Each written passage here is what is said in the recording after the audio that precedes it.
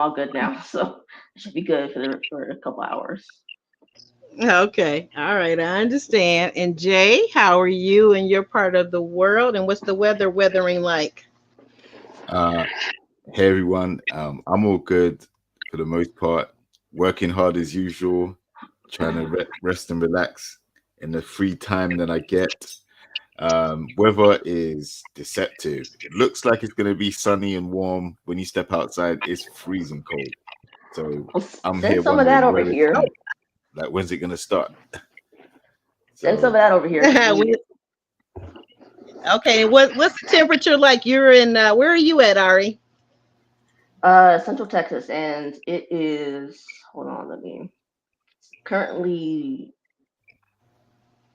low to mid 90s right now, so it's pretty hot. Okay. Okay. We get to almost triple digits here, so that feels good. Ooh, almost 100 degrees in the sun, baking, huh? Yep. Hey Colton, good to see you. Welcome in, you guys. Make sure you hit the like button. Thanks for coming. Good to see you. Hey, baby doll. How are you? How are you? Um, yep. Well, I guess we'll go ahead and get started. We're doing a little different format today. We're gonna do couples and not scene by scene recap. Okay. We'll get started, and our first couple is, of course, Josh and Shay. So, guys, uh, what did you make this week of Josh and Shay?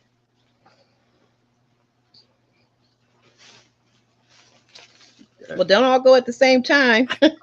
I'm waiting. All right, well, Um. I'll kick it off. Um, Josh and Shay, man, we had the continuation of their situation. Messi Diamond coming in, dropping some, tea, trying to say that, Giving Diamond a nickname. yeah, trying to say that Josh and Alexis snuck off for a private conversation, possible private liaisons. Um, Threesomes were mentioned and all this other crazy stuff. So yeah, we're seeing like the fallout from that. Um, Now, I don't necessarily believe believe it for a variety of reasons. Um, but Shay, after hearing the information, at first got heated, rightly so.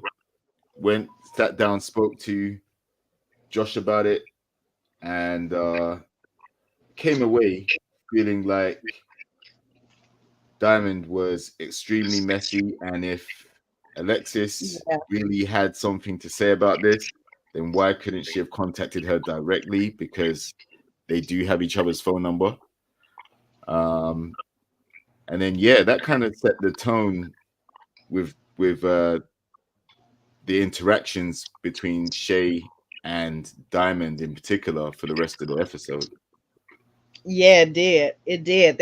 It seems as though whatever friendship or association they had that was friendly, it seems like that has been definitely muddied by the accusations that Josh tried, quote unquote, Alexis. Mm. So, yeah. Ari, what are your thoughts on the relationship, friendship, or frenemy with Messy Diamond, as Jay has labeled her now, and Uh. Shay? Well, to kind of start off with just Shay and Josh and by themselves. Um, I was kind of skeptical of Josh just because the whole baby situation. Hmm. So, um, Can I stop you for a second? Can you elaborate just a little bit when you say the baby situation? What did that make you feel about Josh or think about him initially? that he really can't be trusted if he's supposedly accidentally having sex with another woman, regardless of if they're his roommate or not. So that's why I wasn't so sure about Josh, and he could still be lying. I mean, I mean, he could still be doing that, but you know, JR Mhm. kindly sent me a video that Alexis did like a day or two ago, where she was And then, explaining. yeah. Yeah, Go ahead. she was explaining some stuff, and it didn't all the way make sense to me. So I definitely don't believe her. So at this point, to me, the whole situation is just a he said, she said. So because we can't really believe either one, in my opinion. But for now, I'm willing to more so say that she might be telling the truth. Um, so that is my little thought on that whole situation. Um, as far as Shay and Diamond goes, yeah, I'll just Mhm. be cordial with her at this point because I mean, 'cause I was telling JR on IG that I don't really understand, other than it being jealousy, why Diamond was going through this whole thing of trying to say, well, Alexis told me something, so yada yada yada yada yada. So it's like it's really just messy, and it's really giving off jealousy. So I don't I hope at best Shay is just cordial for the rest of the time that they have. Mhm. But just 2 episodes, but we don't. I mean, in the grand scheme of things, I don't know how long the whole experience is supposed to be. I think it sounds like maybe 2 weeks, but so Mhm. if that, then hopefully she can just be cordial and then just and Um. Diamond needs to like mind her own business. And Mhm. ugh, I have never liked her, to be quite honest. Is that Messy Diamond you talking about, or Shay that you never liked? I'm not sure who when you say her. Diamond, Which her? I've Diamond. never liked Diamond. Okay, gotcha. I just want to jump in here real quick and add. I watched the interview, the full interview with Kamisha. Shout out to Kamisha's review that she did with Alexis.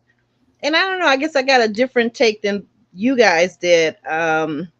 So Alexis answered, in my opinion, when she did the interview, she answered all the questions that I had, all the questions that were dropped in the chat. And she did say basically that the issue with the reason why she didn't contact Shay, and like you said, you're correct, Ari. She absolutely had her number, but she said she tried twice to, if I'm not mistaken, to talk to Shay. Shay didn't want to talk to her. She didn't want to hear anything from her. So, and then there's an issue, and I'm just gonna say this. So spoiler alert, two things. That of course the question is that who on this show are actually real quote unquote couples, real life couples, okay? And the issue was brought up or mentioned that Shay and Josh are not, okay? So maybe it really didn't matter to Shay, and this may be a form of acting. I don't know. I'm just saying allegedly. And the second thing is that next week, spoiler alert again, is that all of this with Shay and Josh will come to a head. Now, which way it's going, I don't know. It didn't. She didn't say, and if she did say, I wouldn't say. But so I suspect that we might see them exit. That's my thought. Jay, you have any thoughts on what might happen with them next week? Yeah, and more specifically, I have some thoughts on Alexis's video. I mean, Okay. Alexis lied to get on the show, so I definitely have to take everything she says with a pinch of salt. Like, she didn't Okay. even have a reason to be there in the first place, according to her own testimony. Like, her so-called relationship with Dominique was never real. So then, if you've gone on the show knowing that there's going to be other couples there, but you ain't in a couple, you ain't in a relationship yourself, what are you there for? Are you trying to steal somebody else's man? Because you ain't got one of your own. So that's my first thought on that. Second, if she tried to contact Shay and Shay wasn't interested in talking to her, then that's the end. That's finished. Shay don't want to know. Shay don't want to talk to you for whatever reason. Okay. That's it. So for you to then go and tell Diamond, the messiest person in the show, and then Diamond's gonna go and, you know, hey, I hate to tell you this, but I spoke to Alexis. Yo, throwing stones and hiding her hands. You know, this is what Diamond does. She likes to out people's information, and then when it gets on top for her, then she can run off and, oh my God, they're turning against me. Everyone hates me. They don't like me. Come on, man. Could it be? Could it be? Can I just jump in once again? Could it possibly be on Alexis' end that once she couldn't speak to Shay, like you said, for whatever reason, okay, that to clear her name, because we don't know and she doesn't know the integrity of this thing, is that at the end, generally speaking, you're going to have a tell-all, you're going to have maybe a so-called reunion, and very well production could have brought it up, because what she was saying on the interview is that while there are blind spots with the camera, the microphone still picks up things. So whatever would have happened outside that in the conversation, she wanted to clear her name, because he was the one, according to Alexis, that Josh was the one that propositioned her once they got outside, because she didn't know what he wanted, to talk about, according to her. And she said she turned him down, and that was that. And the other thing was, she was in their room. She was only in the room with Josh and Shay because Josh and Shay invited him. Because if you guys go back to the first episode, we all know the altercation that occurred between Dominique and Alexis. And she was very upset and her feathers were ruffled. And so they invited her in to kind of calm her down and to talk with her. But this conversation continued into 5 o'clock in the morning. And at that point, that's when Shay fell asleep. Yeah, I do see your point, because I would have left. I'm gonna just say this real quick too, and I'll let you go ahead. I would have left, to be honest, because I always think, and I tell my kids this, the appearance of impropriety is sometimes worse than you doing something bad. You get what I'm saying? So now if I'm in the room with a man and a woman and she falls asleep, I'm out of there. Okay, Josh, it was nice. Thanks for you guys, having me over. I appreciate it. I'm going to head to bed now, because that looks real salty for you to still be in the room with somebody's man, as you pointed out, and you ain't got no man, and you in the room with her man. She is asleep, and you guys are doing what? Talking about what? 5 o'clock in the morning, we should be done talking. And not only that, you only know this guy 5 minutes. You got nothing to talk about. You're not meant to be connecting with someone else's man. And then how does a threesome or a quick thrill help overcome the situation that she had with Dominique?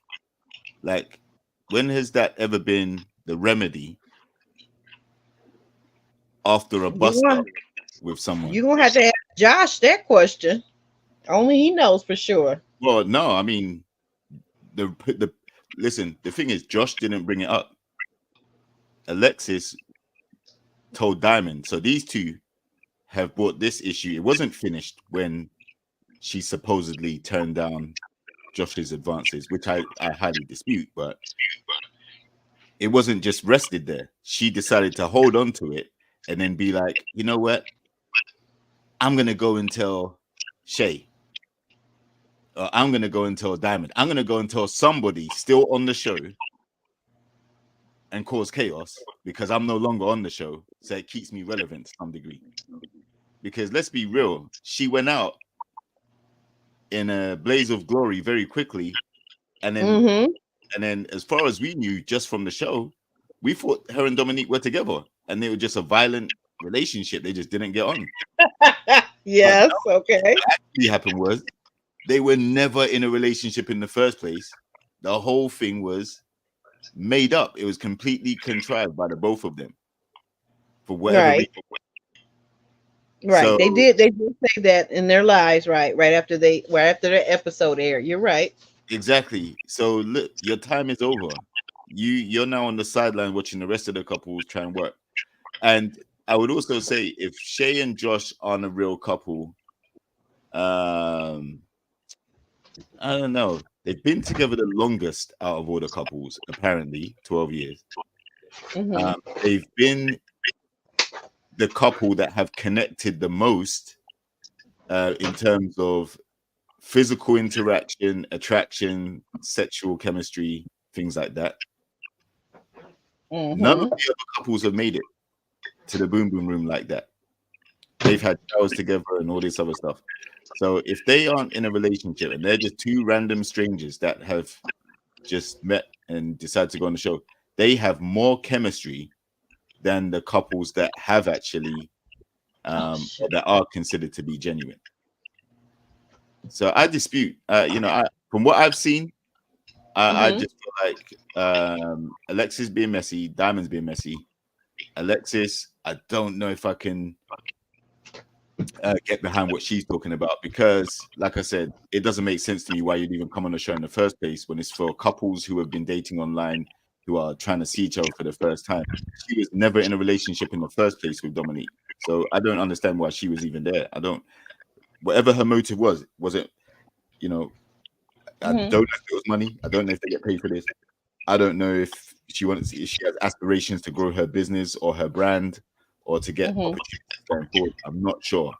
But what we can say is she was not there to cultivate a relationship with Dominique, who she supposedly was in a relationship with. So I don't know what her motives are. And I until I get more clarity on what the hell she was doing in the first place and why she chose to tell Diamond that type of stuff, then and we can see, Aaron and Jody, they are the couple that look like they're not real, not Shay and Josh. Well, yeah, definitely. Yeah, we got an indicator. We seen that from weeks now. I think you and I have both been saying, when is this couple going to get out of here? Because we know last week when Aaron kissed her, she said she didn't feel anything. So we're going to get in. They're coming up. We're going to get into them. But let me ask you this. Let's go here.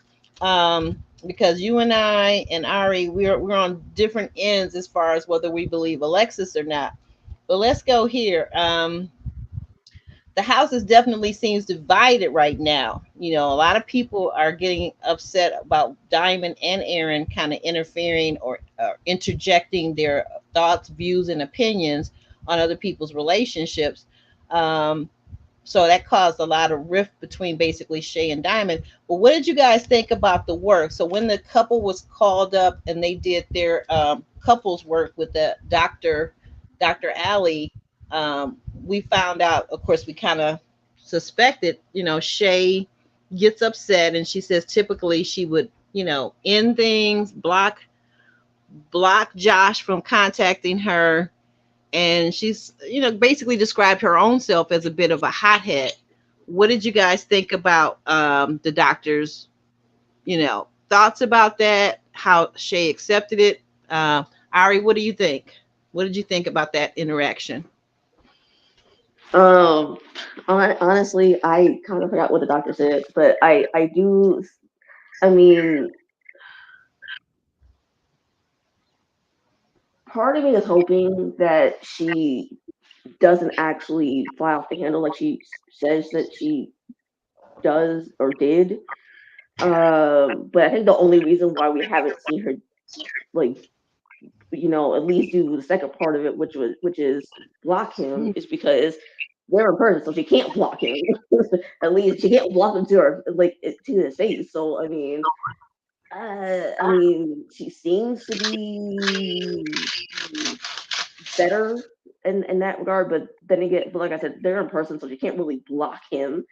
So I mean, I think the doctor, what I recall, the doctor was basically trying to help Shay to be present in her body, which is good advice, I think, for anybody, to notice how you're feeling. And all of us have certain things that happen when we get angry. For me, I get warm all over. The doctor said that her underarms start to itch. Shay said that her stomach starts to churn.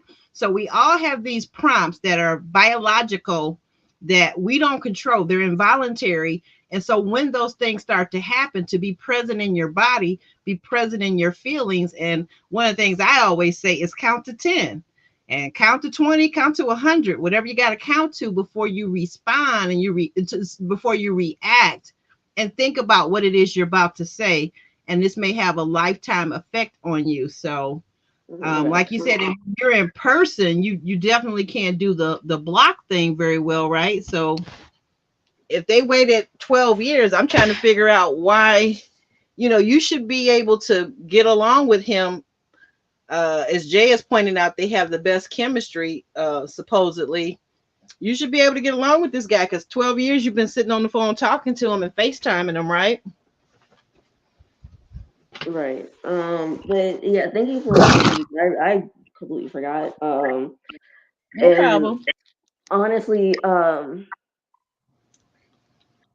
yeah, when I get like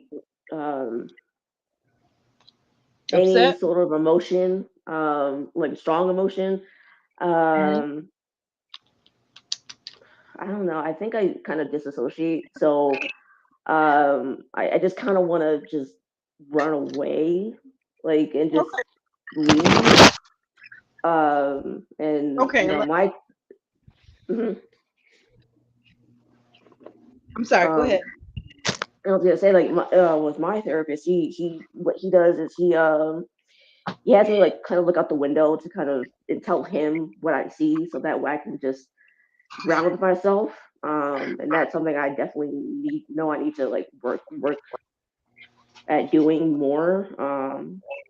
Okay. So, but and maybe that's something she can do. I mean, maybe I don't know, but I mean, I think what the therapist did was a good idea is to kind of have her count for a little bit and try to center herself, and hopefully and that seemed to do the trick.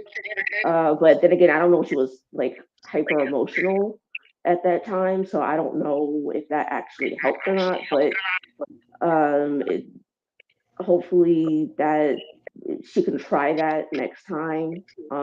She does feel like she's getting like her emotions are getting out of control. So, but yeah.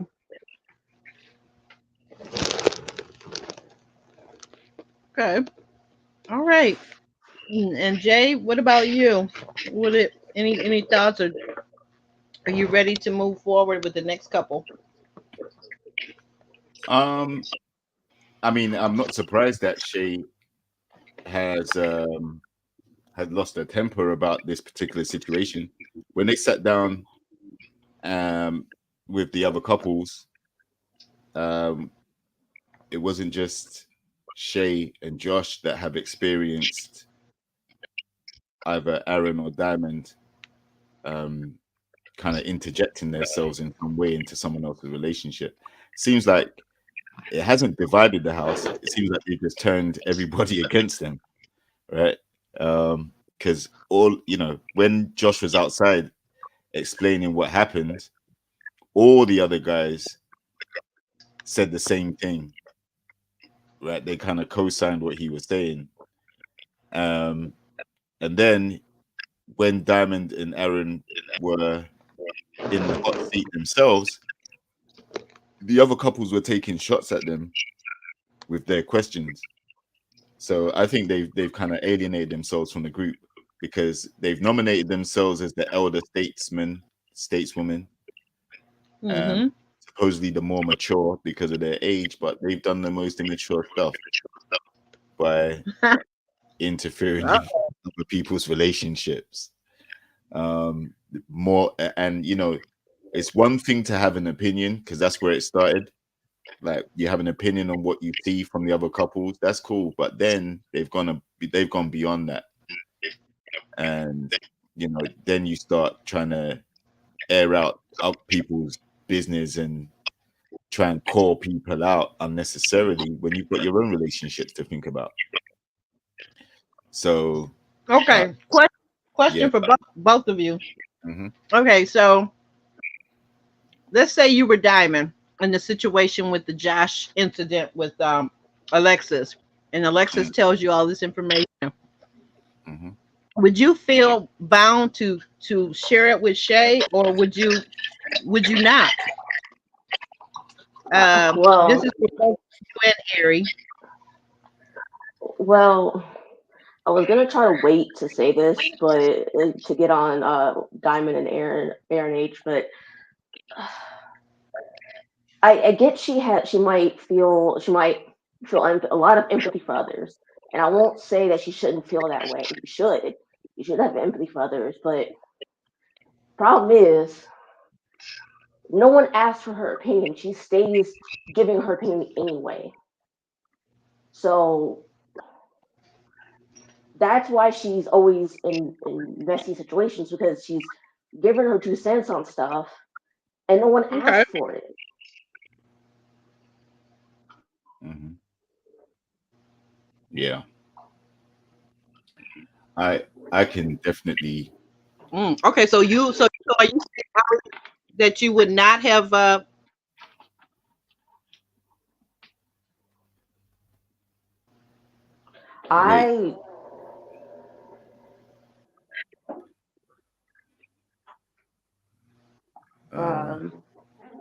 Yeah, go ahead, Ari. I wouldn't have said anything because it wasn't my situation to tell. Alexis should have said something, not Diamond. And I mean, if she felt so strongly about it, Alexis felt strongly about it, she should have said something, or left like sent a text message or like a voicemail or something. Say, hey, I really feel like I should share some news with you. Can you please like give me a call back? And if she still didn't want to, if she didn't want to respond back, then let it be. But Diamonds should not be inserting herself into something that it really isn't her issue, because she's not in the situation. I mean, she may have been brought into the situation by Alexis, but it still wasn't her place to do so. Mm-hmm. Okay. Yeah, I agree with that. Thank you for that, Ari. And Jay, what about you?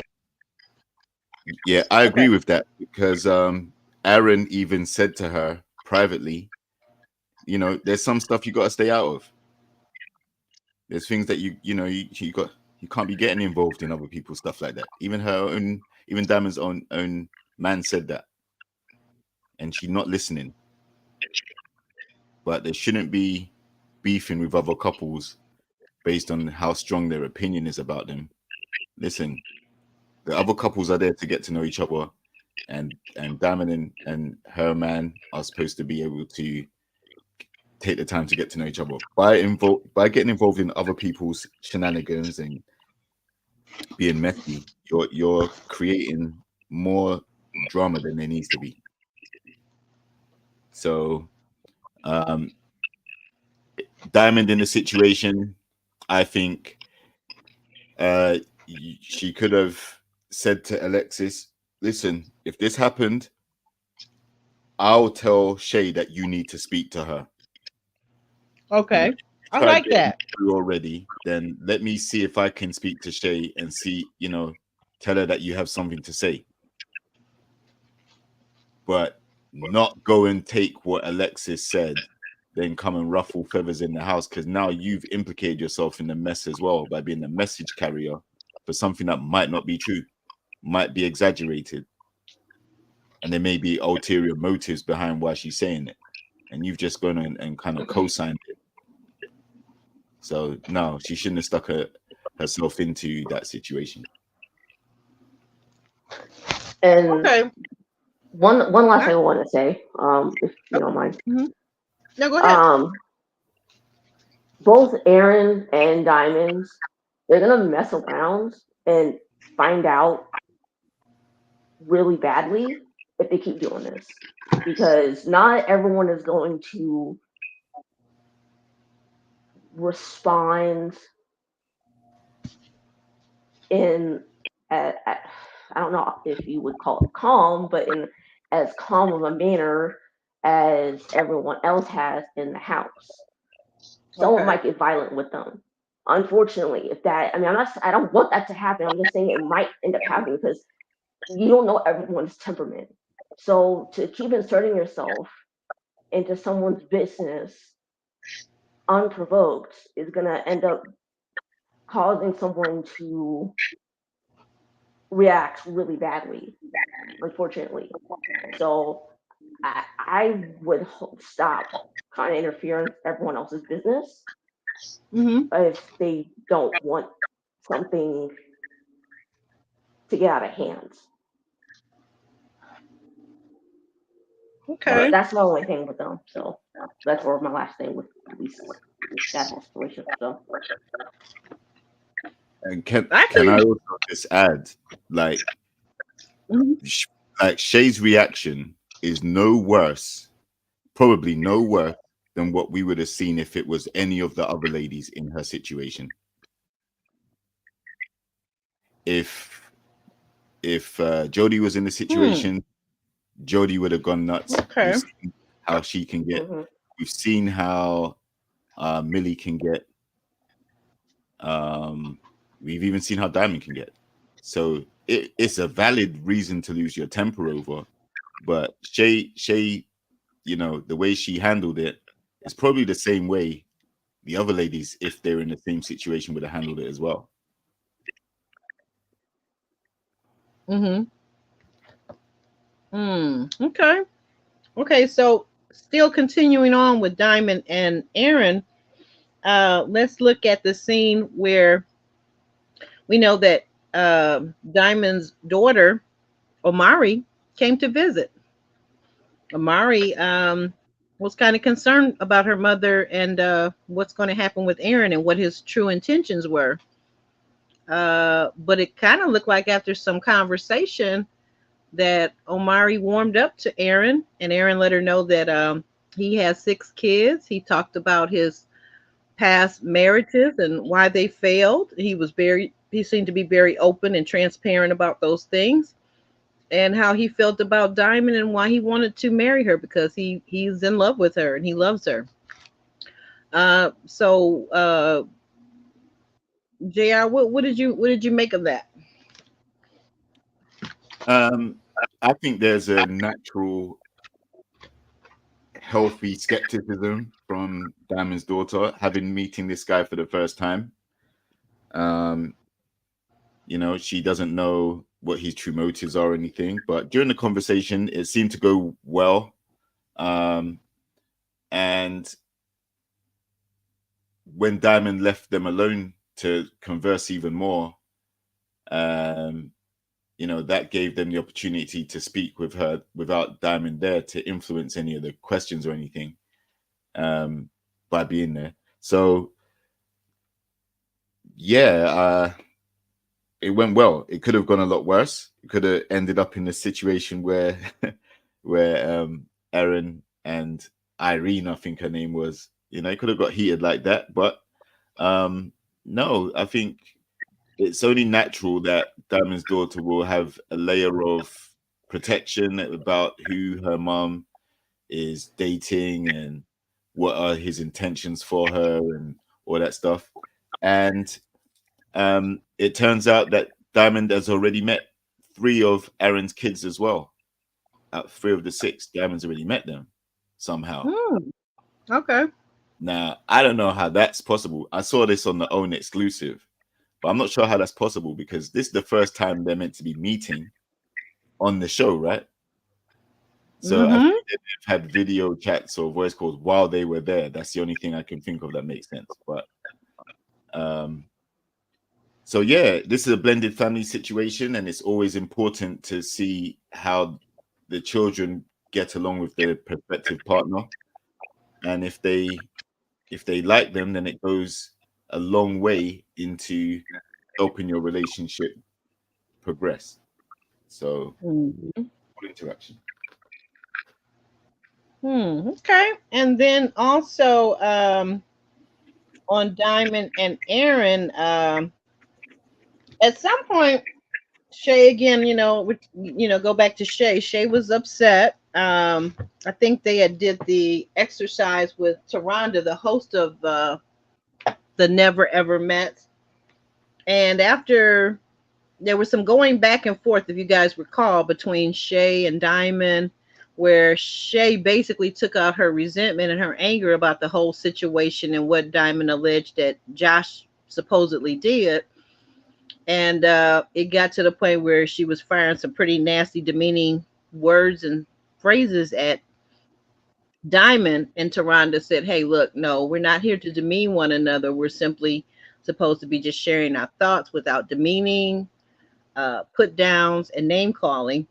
And after that, and the session ended, we see Shay walking in the house, and she is talking about them being old and they're weird, and they, I don't F with them, and all kinds of explicatives.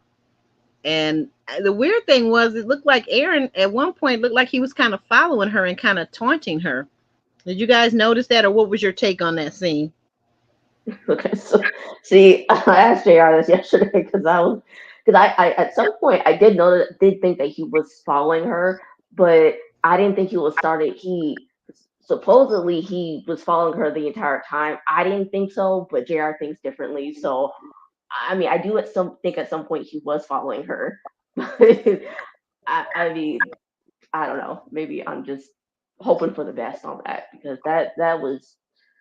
Oh, like I said, they need to stop because one day someone's gonna not be as calm, cool, and collected as everyone else in the house seems to be about them meddling and everything. So, and they might end up getting hurt. I'm not saying I want that to happen. Obviously, I just don't think it's gonna end well if they keep doing this, and then someone does something that is worse off than everyone else. So, I don't know. Yeah. I guess you're right. I mean, like, I just thought that was one of those things where my personal thought was, it did seem like at a certain point that Aaron was following her because, and she was talking, to be fair, she was talking about him and Diamond, both of them. And she basically said, this about him, this about her. But my thing is, you already see that she's upset. You have the background, the backdrop of this story. Why, as a grown man or grown person, period, of any gender, why don't you just leave her alone? Because by following her, taunting her, and saying more to her, it is only getting her more upset. And she basically said, stop it. Stop following me. And to your point, Ari, yeah, that could get some people into a whole lot of trouble. That could get some people into a whole lot of trouble. But well, he was following her. Listen, Aaron H likes a fight. He likes a tussle. All right. With women. Yeah. He likes to tussle. That's who. Those are the only people he's been tussling with. Like, when the women are going off on him, then he's gonna stand there and tussle back. Okay. And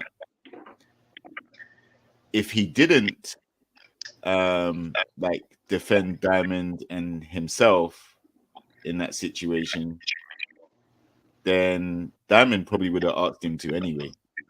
Because just like when when she instigated the other mess that they got into. She was like, "You didn't protect me. Where were you? You didn't speak up for me.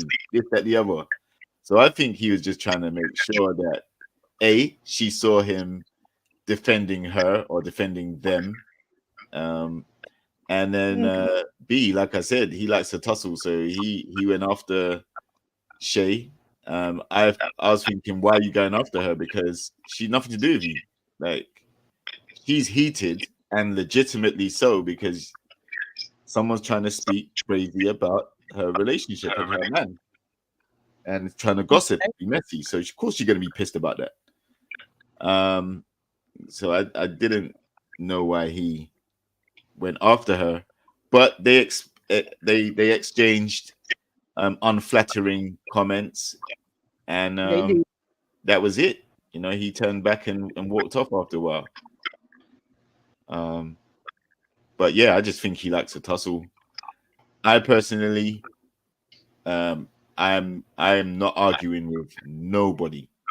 Like, no more. If you got anything negative or hostile to say, you better expect to be given the cold shoulder, because if I retaliate, then you're probably not gonna like it. So, you know, I would rather stay peaceful, focus on other things personally. But Aaron is not that dude. Aaron is that dude where you say something, he's gonna come and try and annihilate you back.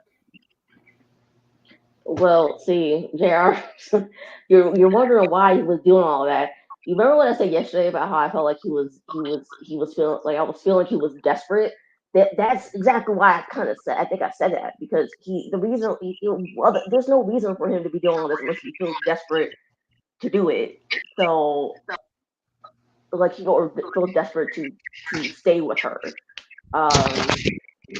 So that's the only explanation I can give. That's the only logical one I can give. So, I mean, I don't know if you buy that, but hey, that's the only thing I can come up with as to why he is staying messy with Diamonds, because he desperately wants to stay with her. Well, we got a comment from someone in the chat, Asia. Hey, Asia, welcome in. She says Shay fell for the okie doke. Shay's feelings aren't fully warranted against Diamond. Diamond should not have told Shay that information and then told her not to say anything. However, I believe the information. Asia, so do I. I absolutely believe Josh did that. Absolutely. And Exhibit A is the baby. And the so-called roommate that was probably his lover. Yeah, I mean, again, you can believe that, or you can say, well, Alexis is a liar anyway, which she admitted to. And you know, if she can't be on the show physically, what better way than to create some drama to keep her name in people's mouth so that she's there in spirit and she still has some relevance. So, that's a thought. That's a thought too. Yeah, like the thing is, nobody's gonna know. Like, why? I don't understand how Josh is gonna have the connection he has with Shay, be frequently hitting the boom boom room anyway. You know, there's no reason why he would want to do anything with Alexis. Absolutely none. She was as far as what she says, she was distressed after the altercation with her and Dominique. What is attractive about that? Like, why would you be talking about threesomes and let's go in the hallway and have intercourse where anyone can come out and catch us? We might be overheard doing it. Microphones will pick us up. It's going to get back to either Dominique or Shay somehow. Why would they do that after knowing each other for less than 5 minutes? Because Alexis was on that show for 5 minutes maximum. So it doesn't make sense to me. There's no way I feel like Josh and Alexis' chemistry was that good. They're not even together. but they've just So made their chemistry was that good where they're discussing sex and let's do something quickly. They don't have that trust. They don't have nothing. So it doesn't make sense. But you know what? I'm gonna tell you something. This once happened to me, and I'm gonna use this as an example because I do think that a certain type of man that's low vibrational, that acts like he just got home from the penitentiary and is hoarding everything, food, sex, etc. I once had a neighbor friend of mine that I'd known for many, many years before he got married, and knew the girl, went to high school with the girl that he married, who was much younger than him. Now, when I was talking to everyone and I was supposed to be moving, he waited till that time when he knew I was about to leave to proposition me. Had never propositioned me before, but he figured, well, she gonna be out of here. She'll be in a whole nother state, so maybe I'll just tap that. So men do that. Low vibrational men move like that. And I just, you know what, Tamasha, what do you mean by this? Because Tamasha has a point. She says, I think Shay jumped the gun a bit with the information. She should have waited to gather more details. I would have passed a message to Lex to find out more before approaching, but his reaction told me enough. Tamasha, what do you mean by his reaction? Josh's reaction told you enough? Because that's what I'm saying. Because do you guys remember when Shay asked Josh, he immediately went on the defense, and Alexis was every kind of B, every kind of H. Like, why the vitriol? If you know you're not guilty, why the vitriol like that? That reaction right there was one of the clues I had to it, besides his other behavior throughout his time in the house. Hoarding food, the way he eats, the way he covers his bowl and his dish. I'm not saying anything bad about people that have been to prison that are re-entering society, but, think about it. If a man has been out of function for 12 years, 10 years, why wouldn't he? He's in the house with all these different beautiful women, good-looking, attractive women. I'm going to guess that Josh has a type. He likes sisters with a little bit more melanin in their skin. Alexis had that. So why not? Because beauty is very subjective. And just because some people like yourself may think Alexis is attractive, Josh may not. And like I said, I don't think it makes sense to have waited 12 years, or I can't remember what Alexis's fake storyline was about how long her and Dominique had known each other, but let's just say it was a couple of months. If Alexis and Dominique have been waiting for a couple of months to see each other, Josh and Shay have been waiting 12 years to see each other. When you finally get the opportunity, you go and risk it all to go and have a quick thrill in a hallway while everyone's asleep, and you can get caught in cameras, and it doesn't make sense to me. I don't know. I just can't imagine a scenario where that's real. Who was the artist that made the song that said, he could get caught, his girlfriend could come in and catch him with another woman, and he would always say, it isn't me, it wasn't me. Remember that? Shaggy. Remember that? It was Shaggy. Shaggy, yeah. I think that the issue, the thing that I'm hearing, let me not call it an issue, because I think it's a beautiful thing, and I love this about you, but I feel like you are wrapping things in your morality and your integrity, and you're dressing up all these men to be the same type of high vibrational man you are, and a lot of these men aren't. That's just what it is. No, I mean, not all men are walking around here like being faithful to their women. No, I mean that. I've said this to you before. Cheating is not gender specific. And no, it's not. Vibrational females that may put themselves in a situation where they're around another man, and because they get shunned, they can make things up. We saw that with previous seasons of Ready to Love and everything else. Listen, at the end of the day, I don't know if Josh has got a criminal record or if he was in jail or any of these other different narratives. I'm only saying what I see on the screen. And from what I see, the chemistry between Josh and Shay is where a lot of couples wish they were. So it's not me really looking at Josh and saying he's anything special. No, I'm saying his connection with Shay, I don't understand why he would jeopardize that for Alexis's fake self, who had no business being there. And maybe she wants to create a narrative to still keep some relevance because she kind of went home in shame. Right. I see what you're saying on that. The whole debacle, that the whole incident that went off between her and Dominique didn't make sense because they weren't together in the first place. So what have they got to be jealous over? Then it turns physical.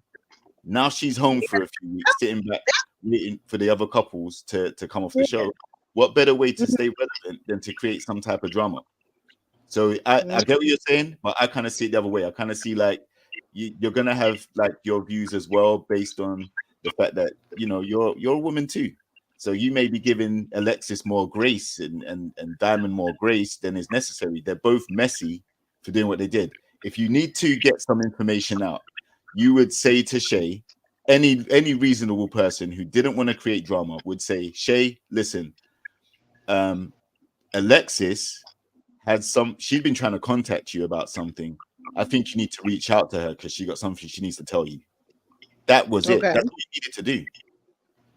I agree with you. I absolutely agree. But then if Alexis is saying that she tried twice, 2-3 times to contact Shay, and Shay doesn't want to speak to her, you can't make somebody speak to you. Although Ari, you gave a great suggestion though, that if she hadn't been blocked from her phone by a certain point, perhaps a voice message text would have been a good thing to send to her and ask her to call and give her a little inkling of what it was about. And if she didn't respond, maybe, I don't know. It gets complicated. It actually gets complicated. I'm sorry, guys. It just does. Life is messy.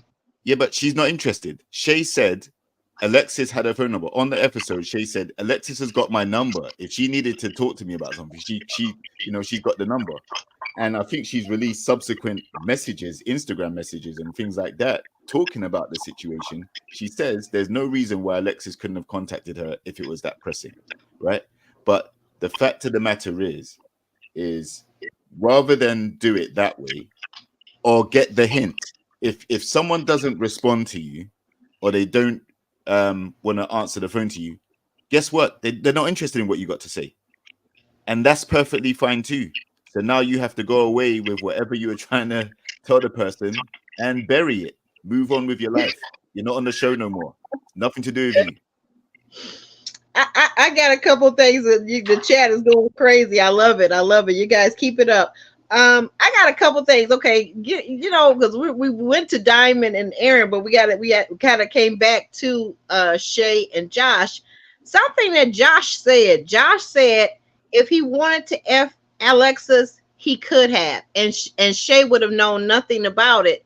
Again, very telling. Like, what man says that to his woman? Okay, you holding yourself up that you are being monogamous, and you tell your woman, yeah, the woman that was here last week that was only here for a couple of nights or one night or whatever, I could have did it with her, and you would have never known. And this is what you throw up in your woman's face. Does that sound like somebody that's not going to take advantage of an opportunity if he sees one? Yeah, I think he would. If he wanted to do it with Alexis and felt she was easy enough to do it, then and he was as low vibrational as you say he is, then he would have done it. She's easy picking. She ain't got no man there. She's probably looking for someone there. So that's the way he thought, and he assumed that, right? And that's what I'm saying. Right. He picked up on that. Her and Dominique were not a match for whatever reason. Whether, like you said, they came there under false pretenses. It was very clear to everybody that Dominique, just how we look at what's her name, Jody and how we see that she clearly doesn't want Aaron, it's the same way we could have said about Dominique and Alexis. Dominique clearly didn't want Alexis. He clearly wasn't attracted to her for whatever reason. Oh, But and a man is not one, hold on, but just because one man is not attracted to me, let's say I'm Alexis in the moment.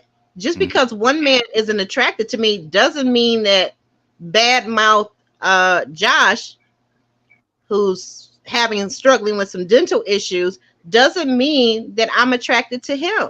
He's a little guy. He's not my type. And not only that, the situation that I am, I have more pride in myself and more self-esteem to, like you said, to be screwing out in the hallway like an animal. Like, no. Well, listen, if Dominique wasn't attracted to her and that was meant to be her match, then it's home time. That's what we're saying about Jody and Aaron too. If one person's not attracted, you go home. You're not supposed to be going up in other people's bedroom and trying to have conversation till 5 a.m. You find your own bed, you go sleep, you wake up, you pack your bags the next day, and you go home. You stay in there. Yeah. It's not, you're not supposed to be trying to be attractive to other men there. Absolutely. I agree. Doesn't find you attractive. Your match had an argument and a fight with you. He got sent home, and as a result, you got to go home. You're not supposed to be there trying to mingle with the other guys. Absolutely agree. Absolutely agree with you. Ari, you got anything you want to throw in about Diamond and Aaron or this whole debacle with Shay and Josh yet still? Because we seem to keep coming back to that. That's a real big issue. No, I think I said my piece. I'm just listening to you two spar. So I'm here for it. Okay, Ari. Hey, all right. Well, next up we've got Greg and Millie and Greg, guys. So let's kind of talk about it. Like, was I the only one this week that was like blown away by how quickly and without really seeing the evidence of why or what for? Maybe it was okay. So last week, maybe it was working with the therapist, Dr. Alley. Worked with both of them about their past traumas, their SA that they both experienced at different levels. Maybe that was what did it. But, you know, this week we noticed that Millie was a lot softer. She was a lot more amenable to what Greg wanted to do to get to the boom boom room. We finally got Shay and Josh out of there. So why not? What are your thoughts, Ari?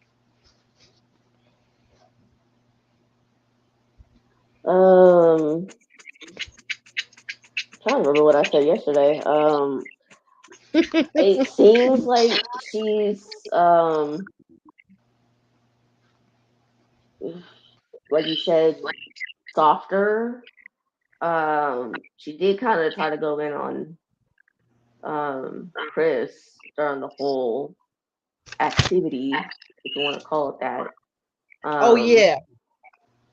So there's that. He really tricked her, Chris does. Yeah. We all have that one person, or at least one person that triggers us to no end. But and Chris is that person for her. But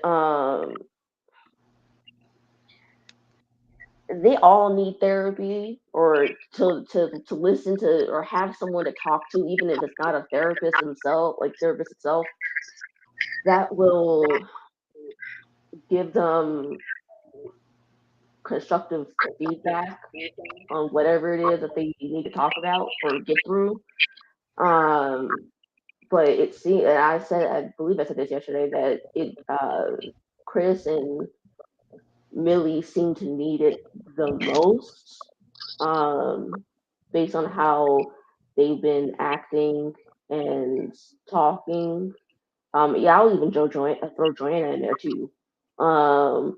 But it seems like those two for sure need Okay. it. Yeah, that's what I have initially so far for them. Well, they did finally make it to the boom boom room, and It looked like they were going to be there for a while because, man, he was taking luggage and bags. And I was like, well, dang, isn't it just an overnighter? Don't you just need like your toothbrush and like, Like, are they planning on staying in there like Shay and Josh or something? Because well, what you trying to say?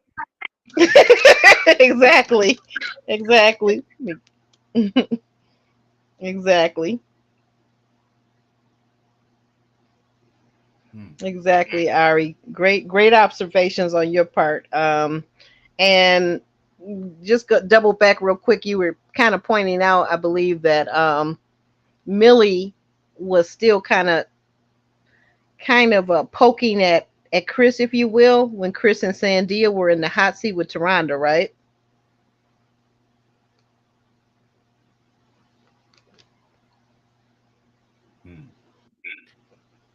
Sorry, I So I went to the guess kitchen for a second. Sorry. Yes, I did say that. yeah, okay, yeah. I was gonna say, did you want to elaborate at all on that? And then if not, we'll move on to Jay. I think she needs to figure out why he's triggering her so bad. Because there's a reason why. Obviously, there's a reason why. It's just that she needs to figure it out. Whether that's self introspection or talking to someone, anyone, she needs to figure out why. Because that's a whole lot of heat for someone that you said yourself that could never get you in the first place. So, yeah, that she needs to figure out why. Because it obviously, he obviously has a problem with how he says things and how he acts. And no one's ever going to dispute that. I mean, if there is somebody, then you need to look at yourself. But it's not solely just because of that. So she needs to figure out why.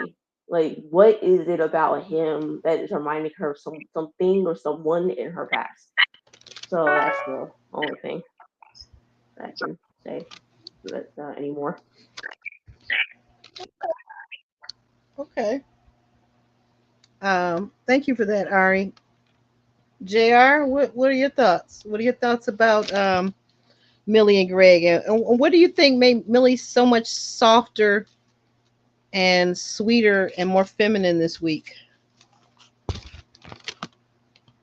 I think she just calmed down over the birthday thing, because that was one of the things that made her hot last week.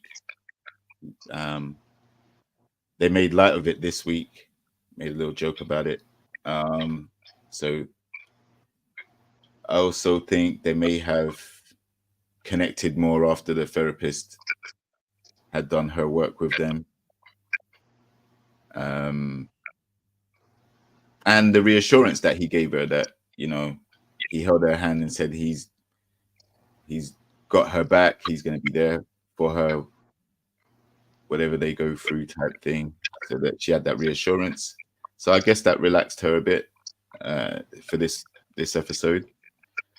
But yeah, she needs to stay away from Chris and stay out of whatever Chris and Sandia got going on, because evidently it doesn't take much for her to fly off the handle when he's involved. So she don't have to interact with him. It may be difficult to just sit there and focus on your own relationship, but that's what she needs to do. Because the more she flips out, the more Greg's going to see this. And he has to always be trying to calm her down or talk her off the ledge or, walk on eggshells around her because of how hot her temper is. So she does need to manage that. And the best thing to do is stay away from Chris and stay out of, stay out of earshot of anything he said, because he triggered immensely very quickly. But so the Boom Boom Room trip, I don't know how I feel about that, because if she's using it as like okay, well, I think he's earned a little bit of jiggy tonight, I don't know how I feel about that, because it's not a gift like that. No, it's a mutual thing. Hmm. Both parties have wants and needs, and it's not just emotional and mental and all these other things. There's a sexual component to your relationship as well. So if it's because you're attracted to him and you feel like it's time, and you're feeling like you're feeling a bit randy, then yeah, by all means. But if you're giving him little crumbs, little nuggets, little cookies to reward for he's been a good boy this week, let me just throw him a little something, then no, I don't agree with that. So you're kind of concerned about, if I understand you correctly, and correct me if I'm wrong, you're saying you kind of are concerned about Millie's true motives with Greg? Just the intimacy part. What is the motive for giving him the boom boom room treatment? It may not actually lead to intercourse. As we know, Aaron and Diamond use it just to eat feet, right? But yeah, JR, I told you, stop putting the image back in my head. I told you this yesterday, and you keep doing it. But yeah, it depends. Like I said, if you're just rewarding him for good behavior and you're just gonna break him off a little something, then nah, it's not. I don't like that approach. As a guy, I'm not one of these guys that special occasions I might be lucky to get something, or if I've been a good boy. Millie, do you think? I wanted to just, excuse me. Do you think that Millie is teasing Greg? In your opinion, JR, could she be actually teasing him like a sexual? I just think she's, she obviously knows. Like, one of the things that she's been worried about is he needs to romance her mind. He needs to make love to her mind first before he can make love to the physical. That's what she did say that. That's why she's been withholding that level of intimacy, right? Okay, yeah. So if he has managed to make love to her mind from what we saw last week, and the walls naturally came down, then that's fine. But like I said, you're just trying to break him off little crumbs. Oh, let me just give him a little something to keep him satiated for now. No, I don't agree with that. You don't want to be. You don't think a man should be on the layaway plan? Is that what you're saying? Nope. Not with intimacy. No. Do you guys have layaways over there in the UK? No, we don't. It's not like it is over there. I'll tell you that. You know what a layaway is? It's like when you get a big ticket item or something nice, and you can't afford the $200 or $500 or $1,000, so you put $10 down on it. You park towards it until you buy it. Yeah. Yes. So maybe she put him on layaway. Yeah. Well, no. If you put some guys on layaway, they're gonna stay away. So be careful with it. Drip feeding intimacy, and kind of having a carrot and stick approach. That's not gonna work in the long run. Let's get used to not having and just function, knowing that it's not a part of the relationship. Okay. But I'm happy that it seems to be back on track for them, because as I've said, I had higher hopes for them initially. So, good to see that they've managed to get over their little blip, their little rough patch, and now they seem to be back on the same page. Okay, yeah, and they looked like they were smiling, and I actually saw Millie laying a juicy one on Greg's lips the morning after. Greg was quite gentlemanly about not really saying whether or not they had actually had the full hot and heavy time. He kept it very gentlemanly, but he just said, "We'll just leave it at that. We were close." So I like that. I thought that was very gentlemanly. What was your take on it, Ari?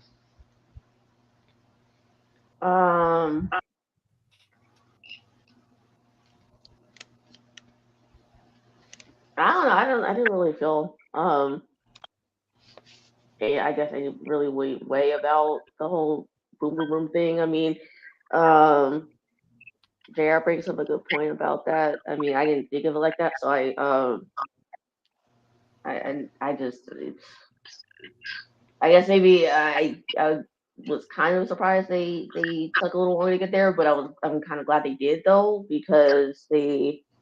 um because she seems to still struggle a lot with her essay. So um I'm glad that they took their time to get there.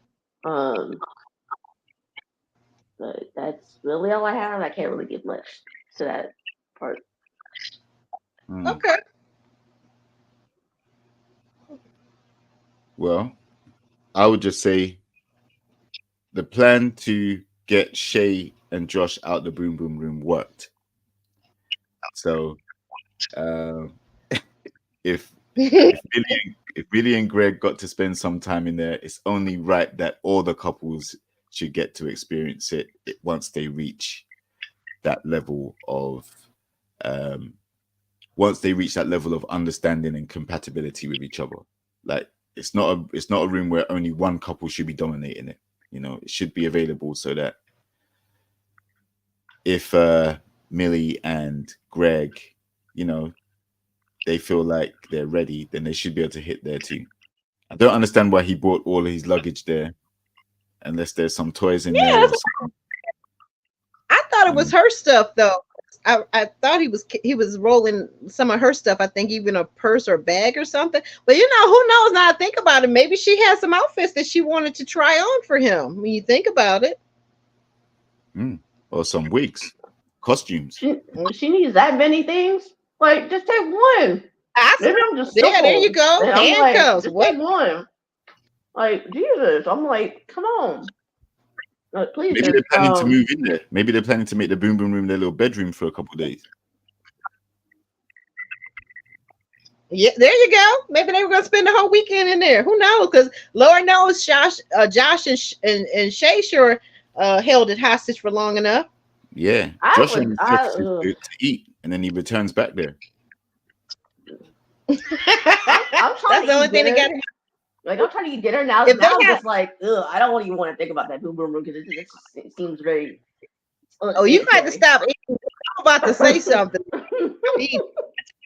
Down right now, okay? Because I don't know. I think just think about this for a minute. If the boom boom room had a little mini refrigerator and a microwave, they would have never left that room. They wouldn't have to even eat with the other couples. That's true. That is a good point. That's true. Well, hopefully they have a good room service, house cleaning service, because you know I know that's right. In there's going to be all different types of smells and stains and substances and everything like that right now. You're wrong for that. You're wrong for that, JR. You are so wrong for that. But anywho, moving this show on along. Next up on the discussion, we've got man, my thing is freezing. Okay, guys, it's Sandia and Chris, and even though it's not down at the bottom of the screen, we're on Sandia and Chris. Okay, now it's coming up. All right, guys. So let's go. Sandia and Chris. So we see Sandia and Chris. First of all, we really got to talk about this. Chris said that women are not good decision makers. They're way too emotional. And the host, Taronda, she had to let him have it. She was like, women multiply and increase everything they're given. And then he said, but who's going to give it to you? And I was like frozen when he said that. I was like, what is he talking about? And then he clarified himself and he said, well, you said a seed, you give a woman a seed and she can create and have a whole baby. You give a woman a house and she'll make it into a home. He said, but you need men to do that. And she said, yeah, we need each other. Women definitely need men and men need women. It's a collaborative. I thought everybody understood that. So what did you guys think of that scene?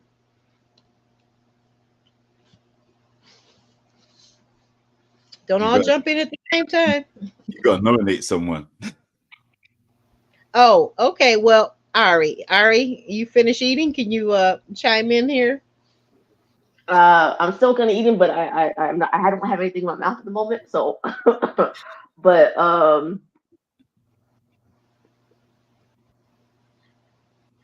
on one hand, I'm glad that she said something because Chris kind of needs to be put in his place. But he, on the other hand, I don't like it either because um,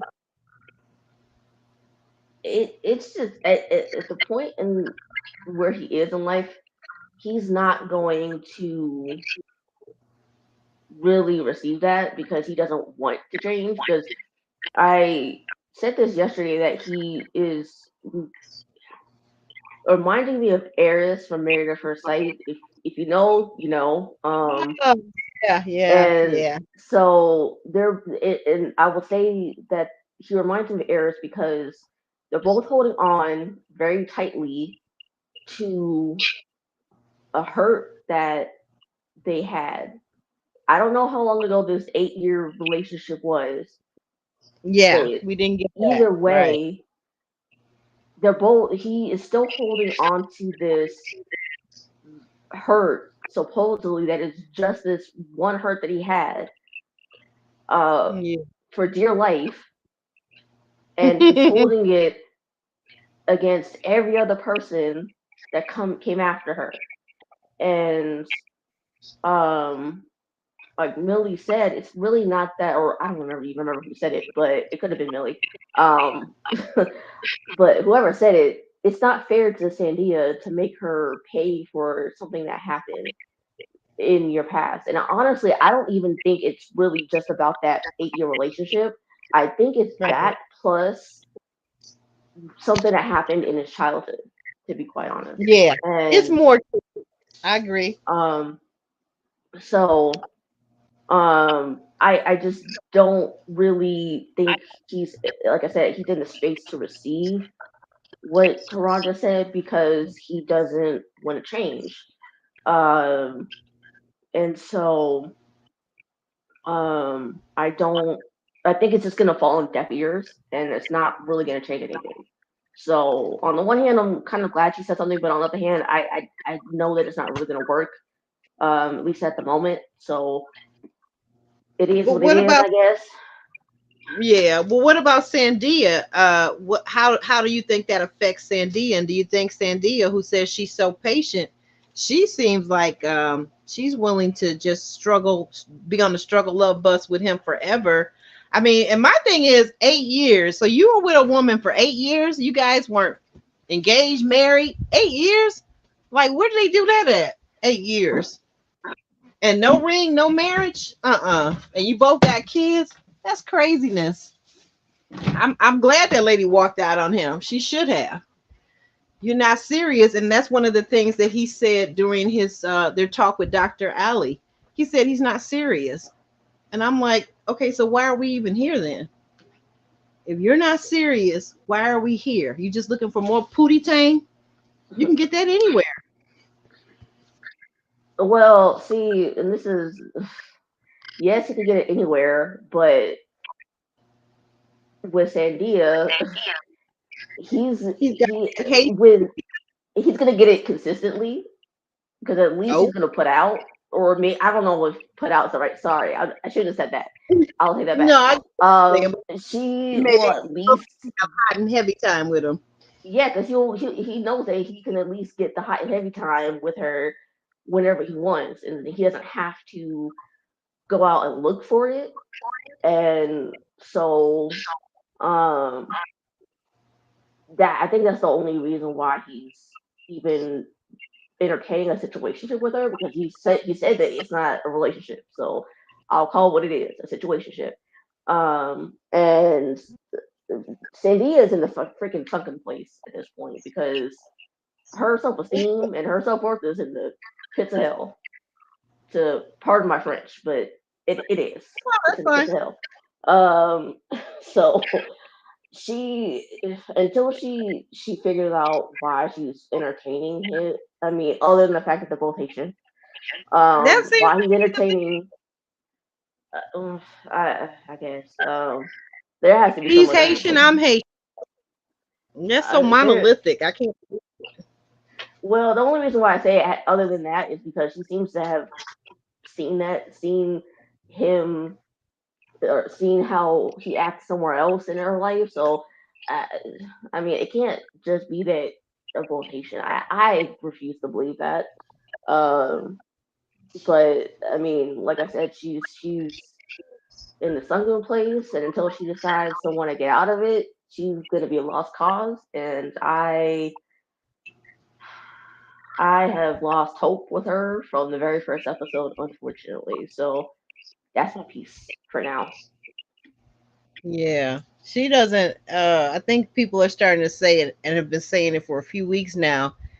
Everybody has tried to mention to her, like Diamond. I know we talk about JR says messy Diamond, but Diamond has pointed out certain things about Chris and Jody in the house, and how he's always like big up in her, like more than his woman, like she's my favorite person in the house and all this type of talk, while your woman is sitting right there. Why aren't you saying that your woman is your favorite person in the house? Like, where are her roses, where are her compliments? But yet he thinks that because Sandia says she's patient, that she's going to be there waiting for him with open arms.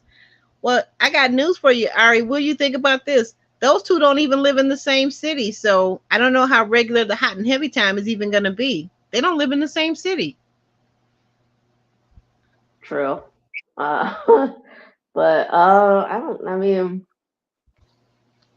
they Maybe. well, no, because they did say that they do be sexing and stuff. So there's that. So maybe, Ah, maybe that satisfies him enough. Enough. I mean, I don't know. the only thing I can make out is I feel like Chris is like a Southern guy from the American South that figures that he's going to pick this woman that has this mentality that she'll be a doormat forever as long as he makes her his wife. So I think he's like picking her, and in his head, like it's just like he said the first night when he was there, when he was talking to the guys.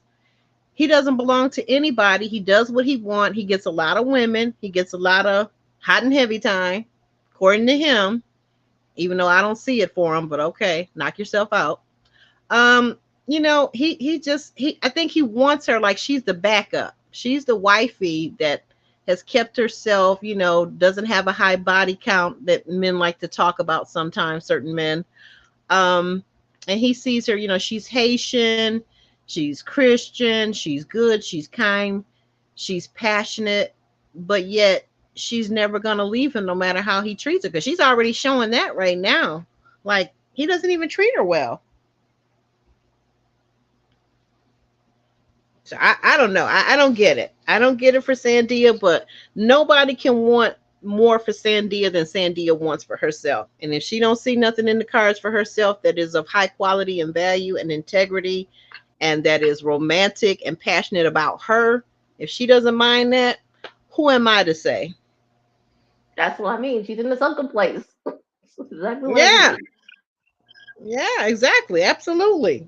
Sunken place for sure. Get out. Get out. Get out the sunken place.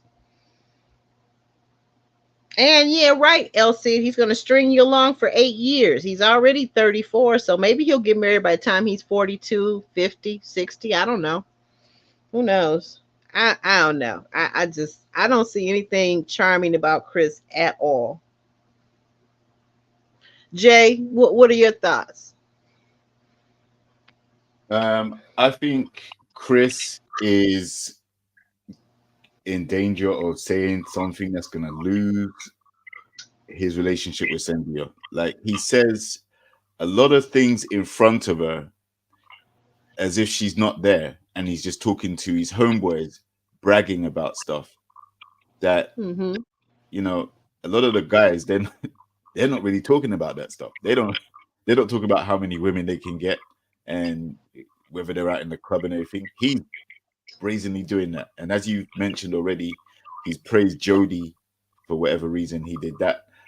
He sees like a shared personality type with Jodie. Ridiculous. You can't have your girl there while you're doing those things. So I think he's a bit of a bonehead. I think he's very insensitive.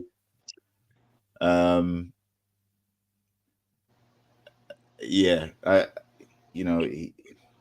the other thing is I don't think he's gonna really care if he does lose Sandia. I don't see that he's as invested in their relationship as she is. I think even though they may have the Haitian cultural background in common, I think he may just be attracted to, like you said, her more quote unquote femininity, softer spoken, homebody, wife material type personality. But I don't think he's used to dealing with or dating that type of person.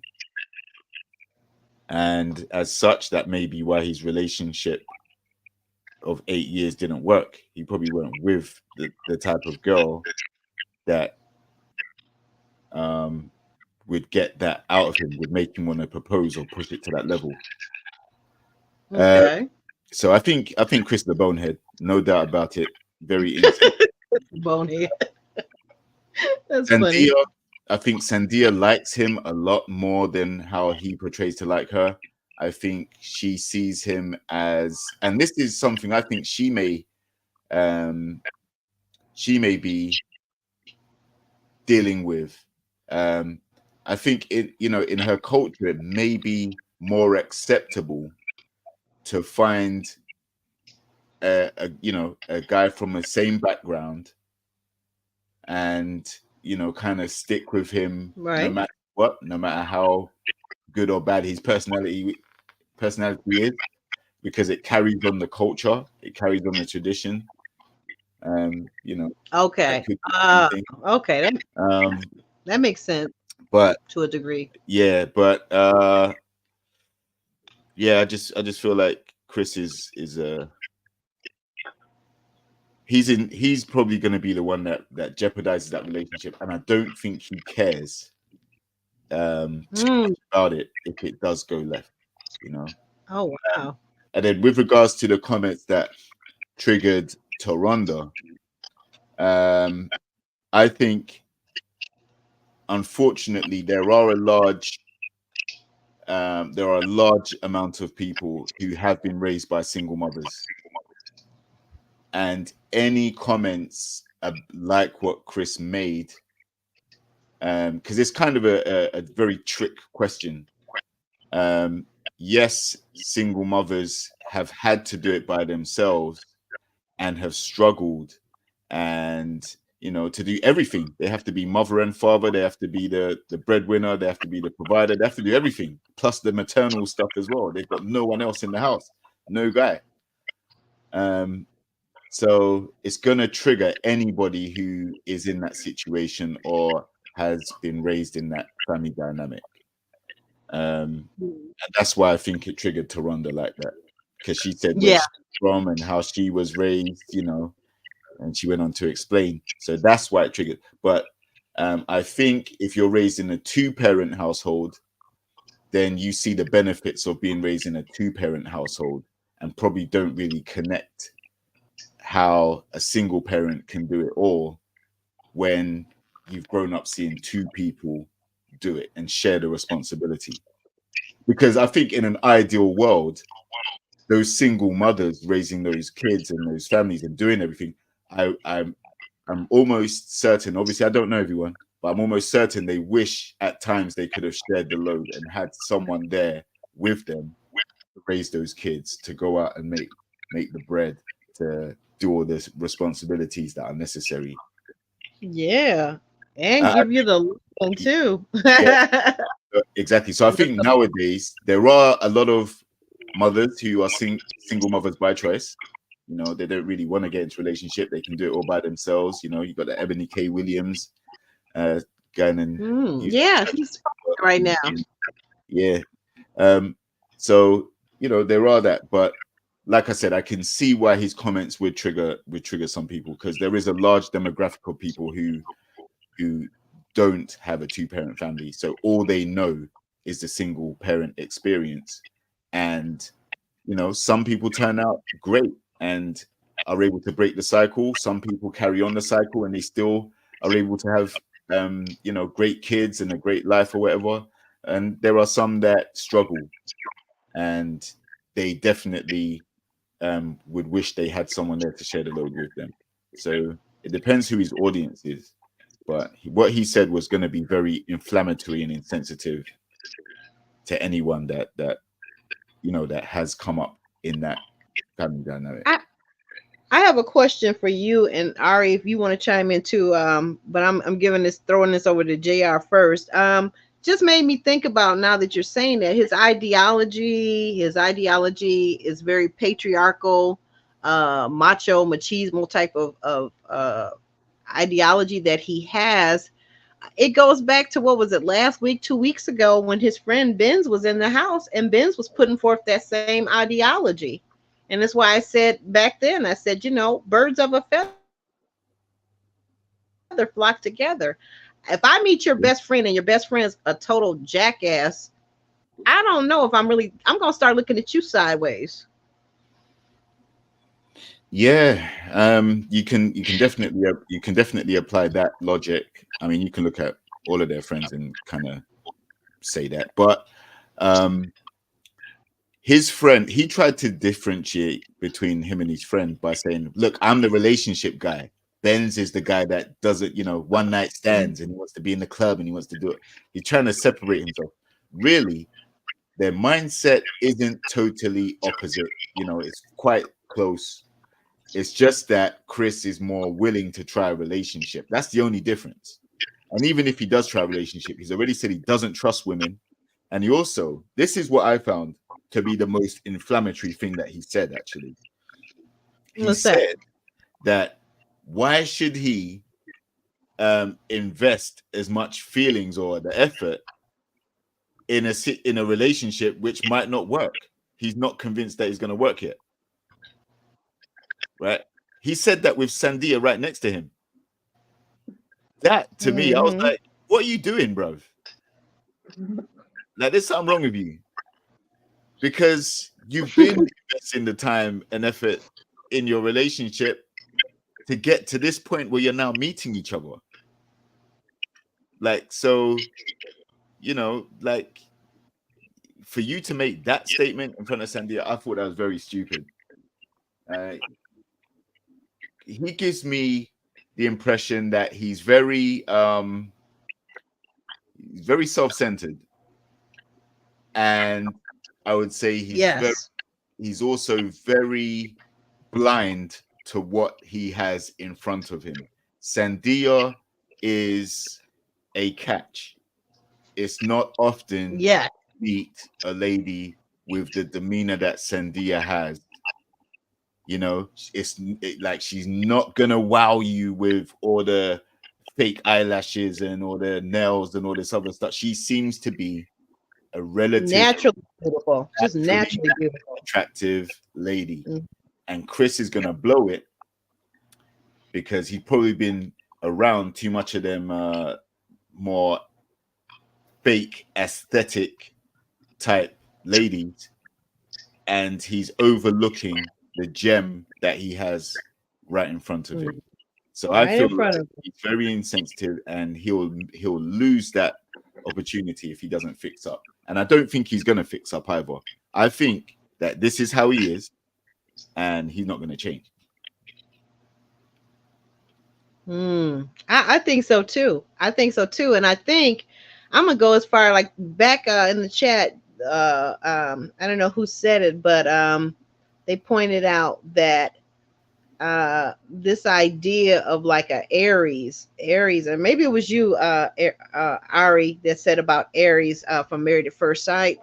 Some of these types of people, I think some of these men, it just reminds me of like dating a widower guy.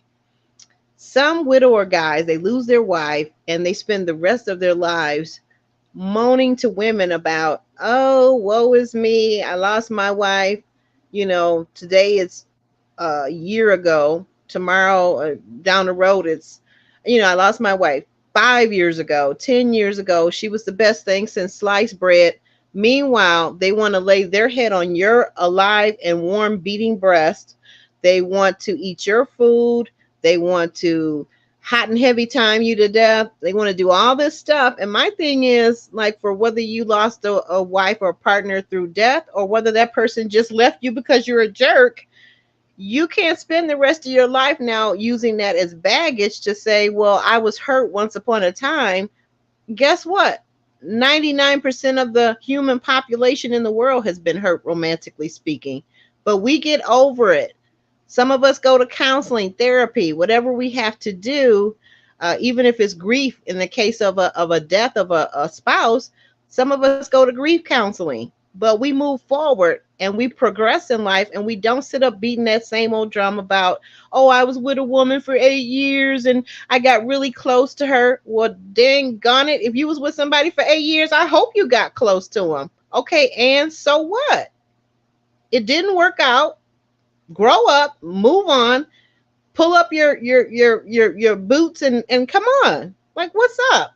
But yet you think that men are so great and so rational. What you don't actually realize is that you are the most sensitive person, and that's why you are afraid to deal with Sandia's emotions, because you can't even deal with your own damn emotions.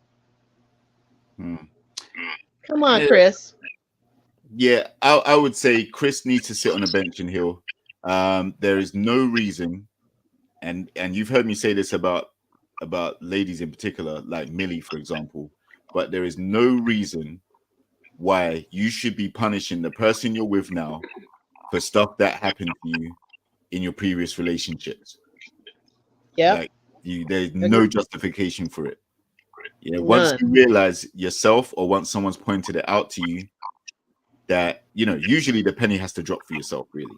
But once you realize that there's residual anger, hurt, resentment, whatever it is, yeah, it's completely insane and wrong for you to take that out on the next person that comes into your life, because they are not the same person that hurt you. They got nothing to do with it. So he needs to go and sit on the bench in Hill. And I'll also add that if you're in a relationship and there's kids involved, sometimes it adds an extra layer of pain to the separation, because now kids involved, and you've probably bonded with that person's kids, or you've got kids together, and now you have to split everything and you're not seeing your child anymore. So there's an extra layer of resentment there. But either way, it's not Sandia's fault. So I think he needs to wake up, realize Sandia is not like the previous lady he was with. She's completely her own person. She's completely unique, and she's completely enamored and into him. And he needs to appreciate that, because we live in an age now where unfortunately there's a lot of friction and jostling for position, like who is the prize and what do you bring to the table, and all these stupid rhetoric only going to result in more people being single. Correct. Sandia doesn't espouse those views. Sandia seems like a homebody who is a very articulate but mildly spoken, soft-spoken lady, and Chris should appreciate what he has, because it could be a lot more tumultuous. There's probably 100 more Millies out there for every Sandia, or 100 more 100 more what's the other, Sienna. There's 100 more Siennas out there for every, calling out their name, outside their name. So he needs to appreciate what he has, especially because they share the same cultural background as well. That should be something that he looks to build on. That's so true, right? So he says. Yeah, but see, that's why I say, you said it right. So he says, because the actions, as my mom and dad would say, actions speak louder than words. Show me, don't tell me. So he doesn't value her, and I'm glad you pointed that out, JR. That's a very good point that you drove home. is that he doesn't seem to value what's right in front of his eyes. So, Mm. but on to I think if we've all said everything we got to say about that couple, we'll just go ahead and wrap it up with Jody and Aaron. So we opened up this episode and we had Jody and Aaron kind of still, Jody's not really feeling Aaron in that kiss. They sit in the hot seat in front of Taronda, and Taronda even asked them, what do you see yourself in a couple of months? And Aaron said, well, he sees plans, he's got plans, he sees a future. And Jody, when she was asked directly, she said, well, yeah, plans. And then Taronda asked them, she said, okay, well, are you guys attracted? How is that attraction going? And of course, Aaron is like, oh, yeah, I'm wildly attracted to her. When I first saw her, I felt this tingle in my body and yada, yada, yada. And he was getting all hot and, whatever. And Jody was like, yeah, I saw him. I sure did. I saw him. Well, I really felt like he wasn't being himself. He was trying too hard to please me. And that just didn't sit well with me. So once again, we got Jody, and Jody is not feeling Aaron, and it just keeps coming out in a plethora of ways. What's left? We get to Dr. Allie. Now, Dr. Allie is like, okay, what's going on with you guys? Why? And then she turns to Jody and says, you don't seem to be really connected with his emotions. And Jody makes this comment and says, well, yeah, well, just because he feels more doesn't mean that I should feel more. I was like, oh my God. Oh my God. So then finally, Dr. Allie asked Aaron, could you just let the two of us, I want to just talk to her alone for a minute. And he says, okay.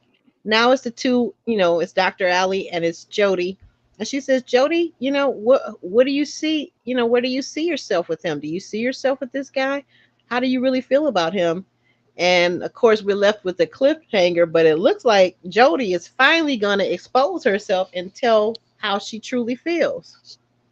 And I'm ready for it because I'm ready for her and Aaron to get to stepping. Well, the real question is, will she say it to him? Because from what we can see, she hasn't said not nary word to him about how she truly feels. Because he point blank period asked her to her face on the date how she felt about the kiss, and she gave all these platitudes about, yeah, I liked it, but she clearly she didn't. I mean, and he's just another person who's holding on to things so tightly and desperately because for whatever reason, and I don't even know why. We haven't really heard much about, at least I don't remember because I could be blanking. But because he doesn't excite me enough to care to remember, I guess. So Say that I mean, again. Say that again, Ari. I didn't hear you.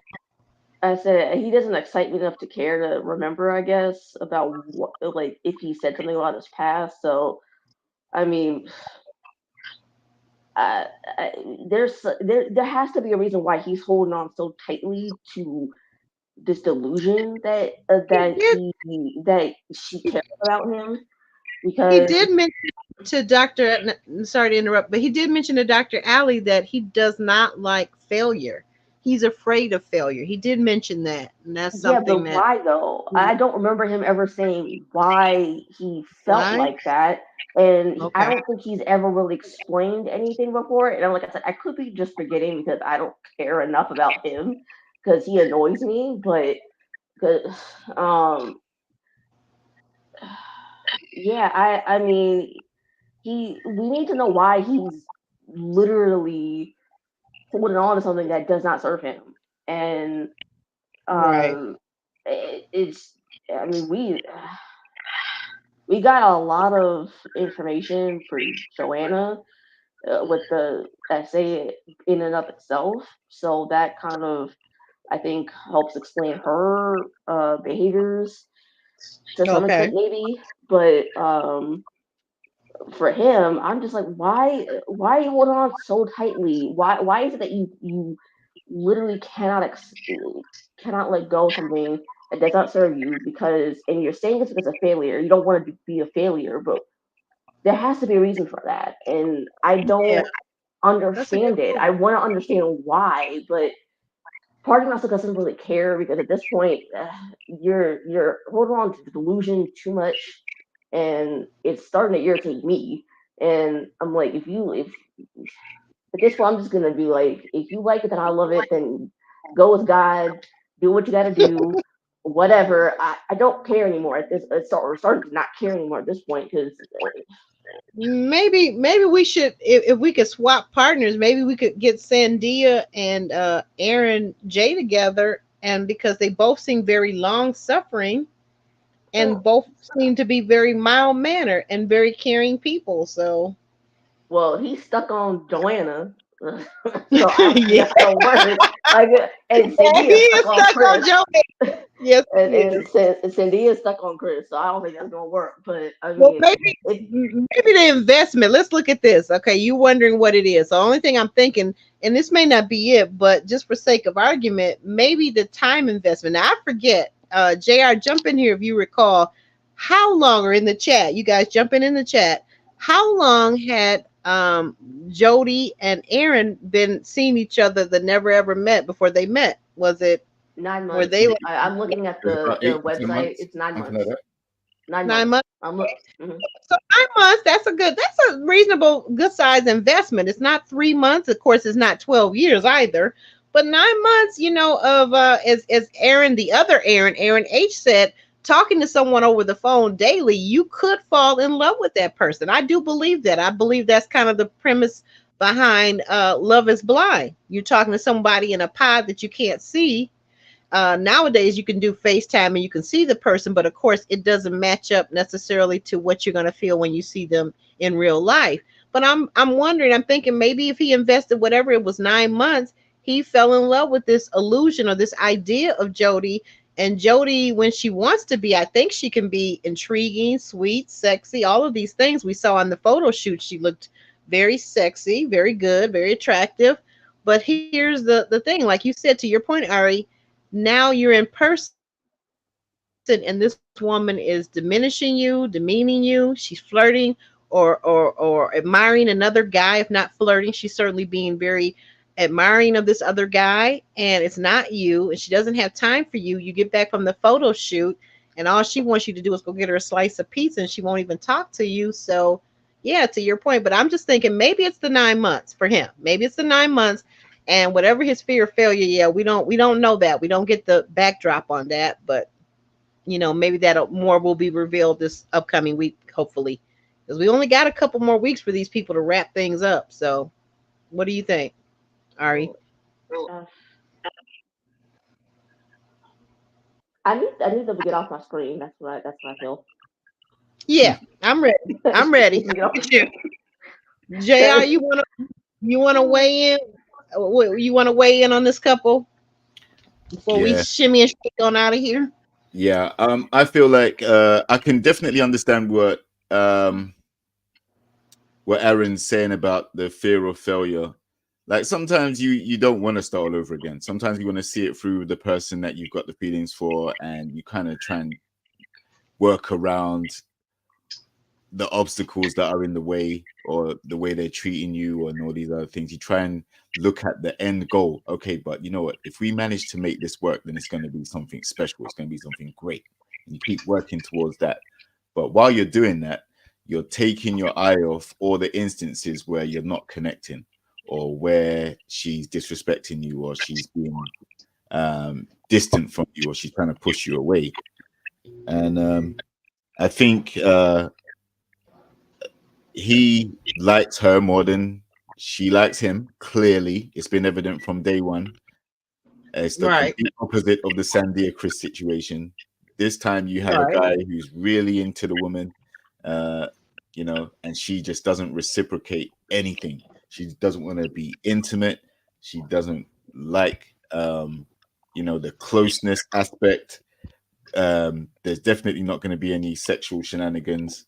There's no chemistry. She likes Chris's mentality and the way Chris handles himself in situations more than she likes her own man. So, yeah, like he needs to get out of there. Aaron, the older Aaron's tried to tell him. Chris himself has said he doesn't like how Jodie treats him. You need to get out of there. They've been told that there's no connection. Their relationship looks fake because of how distant Jodie is towards him. So there isn't really much hope other than him maybe thinking about the finish line, but not the actual journey to get there. And then with Jodie, she needs to set him free so that he can go and date and meet people who are more aligned with who he is and what his relationship goals are. She has no future plans in mind for him. She has no connection to him now. She doesn't see herself being with him necessarily in 2 years. She doesn't have any outlook, and she's not even going with the flow now. So I think it was telling, the look on her face when the psychologist said, okay, let me sit down with you by yourself. The look on her face was like she's terrified that now it's going to be all revealed and she has to now put on her grown girl panties on and deal with the situation. You are not feeling the guy. You never have been since you've met. Right. And it's not looking like it's going to change anytime soon. And if you were to suddenly turn around and start, pretending to be attracted to him, it's gonna just prolong the situation because it's not real, it's not genuine. You're only pretending. So I think she keeps him around as some type of safety blanket, safety net. She does, because of what she may have experienced in her previous life before meeting him. She's talked about traumas and stuff that she still deals with and that affects her intimacy, and she has this Manita persona, like this Sasha Fierce alter ego type thing. She needs to work on herself too. She needs to get away from him and go and heal and work on herself, because she's only going to hurt him the longer she's around him. He likes her, and she's going to continue to shut him down, scold him over little or nothing, and when it does come to serious things, say for example when he did push the bed together, and because you are at your most vulnerable when you're asleep, so she may have felt like that was a step too far, but the way she scolds him in general, yeah, like he treats him like an idiot, like he's a little kid. Like he's a little kid. I agree. He's either going to be walking on eggshells all the time or a constant apologist. And both of those things are going to infuriate her, because she's not going to see him as a real man because he's walking on eggshells trying to tiptoe around her. He's not going to be able to express himself in the way that he naturally would be. And if he continues to just appease her, she's not going to respect him because she'll see him as weak and she can walk all over him. So it's a no-win situation. The relationship has to come to an end now. In fact, it's not even a relationship. Their interaction and meeting failed, and it didn't materialize into anything significant. So, she needs to do the right thing and just put him out of his misery. The only reason why they're still there is because of his feelings for her. Right. Her inability to keep it real and reveal how she really feels about him. But she needs to do that now. She needs to let him go. They've been there like 4 weeks, too long. Right. And my thought is, I was wondering for a long time when we saw it really right off the rip that she didn't like him from the first date, but we had to watch a few more weeks to kind of see what things turn around, and they never really did. She has no there's no chemistry, like you said, between them. She clearly doesn't think highly of him. She doesn't really respect him, which I think is a key thing. Angela Blackstone action. Hold on one second. I got a call coming in on my I think, the thing of it is she doesn't really respect him. And that's the key thing for a man. Typically, most men rather be respected by a woman than even loved. They figure the love can come later, but you got to at least respect the man, respect his personhood, respect his intelligence, respect him as an adult. Like you said, she treats him like a child. But what I really don't understand is this last thing is when they kissed and she said she doesn't feel anything, why not tell him? You don't have to hurt his feelings or be rude or crude about it. There was a situation many years ago, and I talked to you about this, JR, in my personal life, where a gentleman kissed me by surprise, and it really wasn't what I was expecting, and it didn't really go well, in my opinion. But what I did was I waited a day or so, and then, I was able to talk to him about it and express what I needed out of a kiss and whatnot and whatnot. And since he was unable to listen and didn't want to be taught how to do things a different and better way for me, then I said to myself, okay, fine, no go. I don't play around with that stuff. You can't kiss. Bye. You can't be with me, and I can't be with you. Simple. That's the foundation. That's the foundation of hot and heavy time is kissing. Yeah. And that's it. There's no passion there. There's no, listen, as much as he would probably like there to be, it's actually a good thing that they haven't gone there yet, because now it's clear cut. She can't say, oh, you just use me for the coochie, or you're just with me because of sex or anything like that, because they haven't done it yet. And he hasn't been insistent on getting it either, from what we've seen. It clearly comes down to the fact that she doesn't respect him. She's not attracted to him. And I think from a male perspective, I would say respect is love. Like, we view, like, if we're respected by our women, we perceive that as you loving us. like, for the most part, right? Right, Respect. right.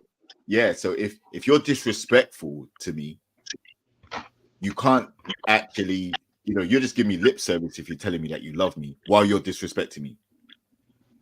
Right. Like, your actions and your words aren't aligning, as a lot of women like to say, right? You're not going to be telling me you love me, and then you're so quick to disrespect me, or you don't care about what I've got to say on the situation. So I know that if you are feeling me, then you are in love with me, or whatever the case may be. You respect me as well. That means if you ask for my opinion and I give it to you, it may be different to yours, but you respect my opinion and we can move on. But what it seems like is she wants everything on her terms, and she's never going to get that. There's no guy that's going to lay down everything about himself just to allow Jodie to, completely care about her own feelings, her own self, what she wants, what she doesn't want. Like, it's all about what she wants. And right. That means she's better off by herself, because in a relationship, you've got a partner there too. So if you're always worried about how he needs to serve me, he needs to do this for me, he needs to do this, he needs to do this, he needs to climb over these walls, he needs to jump over these hurdles, he needs to walk on eggshells, it's all about what he needs to do. What is he? What are you doing? Like, and in Jodie's instance with Erin, she's not doing nothing. He's allowing her to give him the bare minimum. Just a smile and a hello is all that would suffice for him. And she is quite, begrudgingly doing it. Look, Jodie, put yourself out your own misery. Tell the guy honestly, the kiss didn't mean anything. Like, you didn't feel anything. You've been underwhelmed. during this experience of meeting him, you know, and you don't see any future, you don't see it changing, you don't see your feelings growing for him. Simple. I know it's easy for me to say and easy for us to say, but Yeah. that's what she needs to do, because she doesn't have an emotional or intimate or physical connection to be held back. Like, what's holding you back from saying it? What, because he's a rapper, aspiring rapper and musician? You think somehow he might blow one day or something, and you can attach your product or whatever it is you do to his success? What is it? Right. But you don't like the guy for who he is. So at its core, that means you need to let him go. I feel like, if I could just say this, JR, I agree with everything you're saying. I'm wondering though, I wonder if Jody feels like she's safe with him, because so far we've seen her push him around, have her way with him. As you've pointed out, everything has to be her way, and he's acquiesced to everything she's asked him to do, and everything that she didn't want him to do, whether it was, you know, pushing the beds together. Basically, they've not been to the boom boom room. They're the one couple that hasn't made it to the boom boom room, and nor do I ever see them making it to the boom boom room. No, I mean, so I'm surprised. The only thing I can think of. I'm surprised she didn't kick him out the bedroom completely. You know, like when you tried to move the beds there, like at least they were sleeping in their separate beds. I was surprised that she even allowed that, to be honest. But yeah, yeah, listen, there's no connection. There's never been a connection. They've been called out by other housemates who have seen the lack of connection, the intimacy challenge. She was not interested in anything to do with being intimate in that challenge. Subsequently, you know, there's been nothing. I think the photo shoot, you know, I think the photo shoot may have appealed to her, because that's something that, you know, he can promote himself, and she can kind of get the experience of being in that type of setting, and maybe use that going forward in terms of business or modeling or something that she can build on. But that's called using someone, right? You know, you're not there because you actually like the person, respect the person, or love the person. You're only there for something potential that may happen to them, some form of success, and you can attach yourself to that. That's the only thing I can think of. That's the saving, you know, that's the only thing I can think of why she would still be there with that guy. Because there's nothing else. There's nothing. Well, she did mention, now that you're saying that, now that I think about it, she did mention, and she did say to the other Aaron H, she did say that or she didn't say it to him, I'm sorry. She said it while being questioned by Taronda, that theirs was like, she wasn't necessarily looking for a marriage, and that theirs was more of a marriage of businesses and promoting one another. It sounded like what she was saying. So that's thing. And you know, but is he happy with that? Because when you look at Aaron, he doesn't seem happy. He doesn't seem he's beginning every day to realize it more and more and more. Of course, people had to point it out to him, but I think in his gut, I think he knew that she wasn't into him, but he just went along with it. But at some point, you got to stop and have enough self-esteem for yourself to say, well, if this person isn't into me, they don't find me attractive, they don't find me a turn on, I think I'm not gonna. Yeah. Muted. Aubrey. Hello. Yeah. Hello. Yeah. You're back. Mm-hmm. Oh, okay. Oh, I'm sorry.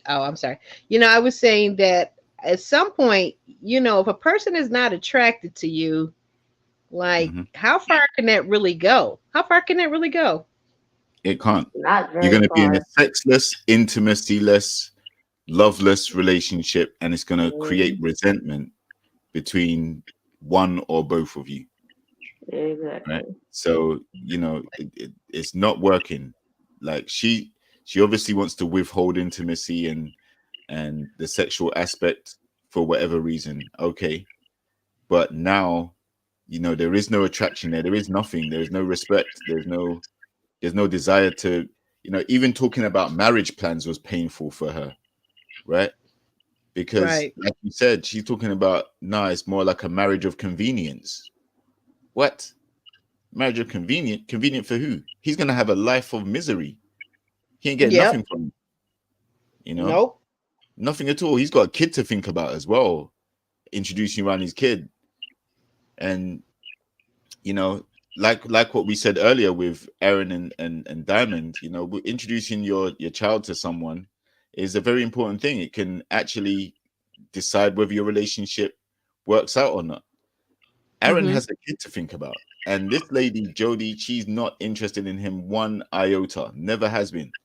So why would you try and progress that and then potentially introduce her to your kid and try and have like a have her as a stepmom to your kid? She don't even like you.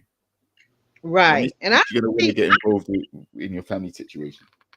Right. And now you bring up an interesting point, because I don't see Jody as, from just her talking about her trauma, her essay, and how she talked with Chris, and how she would just smash and not have to feel anything. And this whole concept of being a man eater. I don't see her really connecting with somebody's child like that either. Like, No. I feel there's a piece of her that's still missing, that, like you said a moment ago, about another person on the cast, she needs to go sit on the bench in hell. I think you said that about Chris. And they kind of mirror each other in a lot of ways, like the female version and the male version of the same coin. Right. And do you know what that is? Just like you outlined, they both need to sit on the bench and heal, because they're both carrying hangover from or residuals from their previous relationships. So instantly, when one of them speaks, the other person, their ears stand up and they're like, wait, that's how I think as well. Right. These are two broken people that recognize each other. But that doesn't mean they would make a good partnership, because Chris has already said the way Jody treats Aaron, he wouldn't stand for that. And that's how she would treat Chris too. Because that's who she is. Right. But the difference is she would admire the way Chris thinks, at least. JR, either that or they would both smash and dash and it would be over anyway. Because that's that's kind of where her mentality is at. And I think that is emotionally all she's capable of at this point. Yeah, because she hasn't healed. And same thing with him. Same thing with Chris. He appears to be very unhealed also. Ari, you want to weigh in on this? And then we're gonna shimmy and shake. We're gonna talk about next week's little highlights. But Ari, you want to weigh in on Jody and Aaron? Anything else? Nah,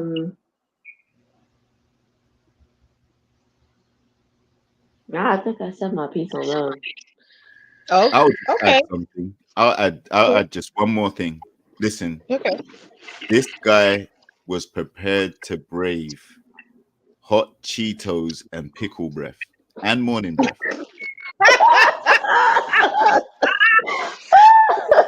And she don't like him. And he was prepared to even do that on national TV and disgrace himself for her. Oh. So it's a wrap. All right. Go home. I can't stand you right now, JR. You got an excellent point. Maybe what would you say? What did you say, Ari? All I said was I couldn't stand him for a second. Breaking that up.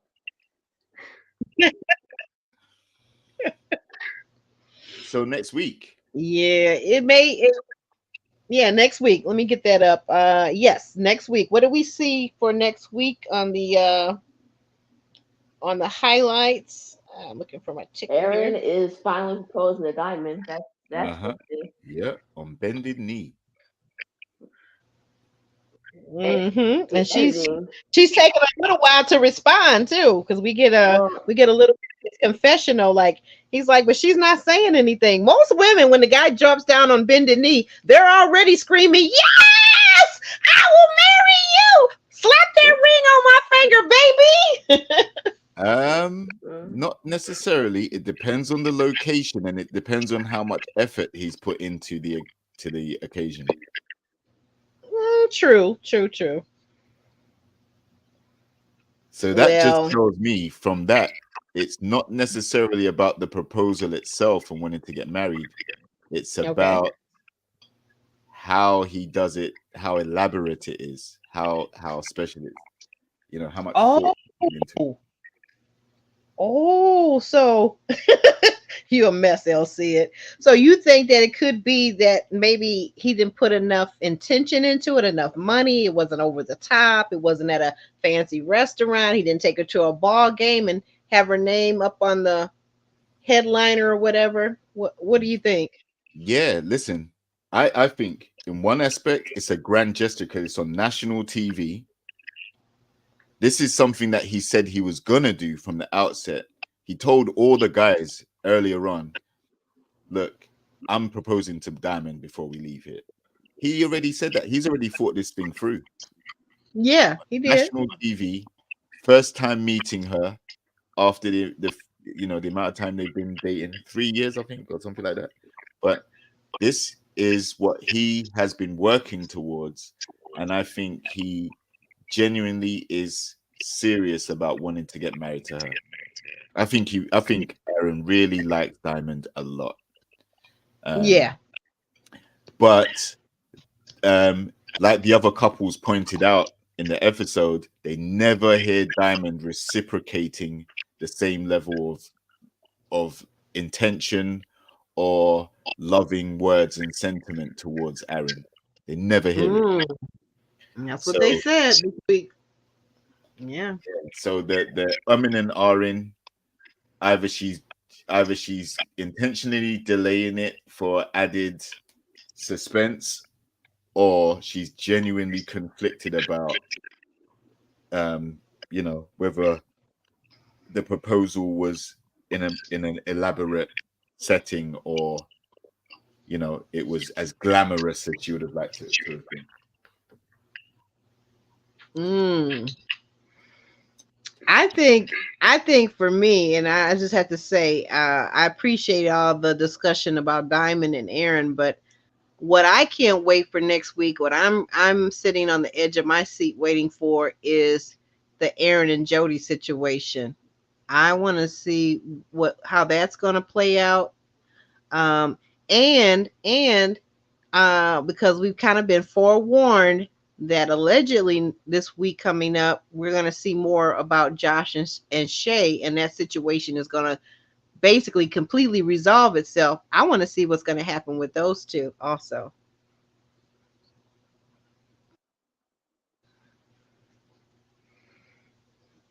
Ari, any thoughts on next week's highlights that we saw?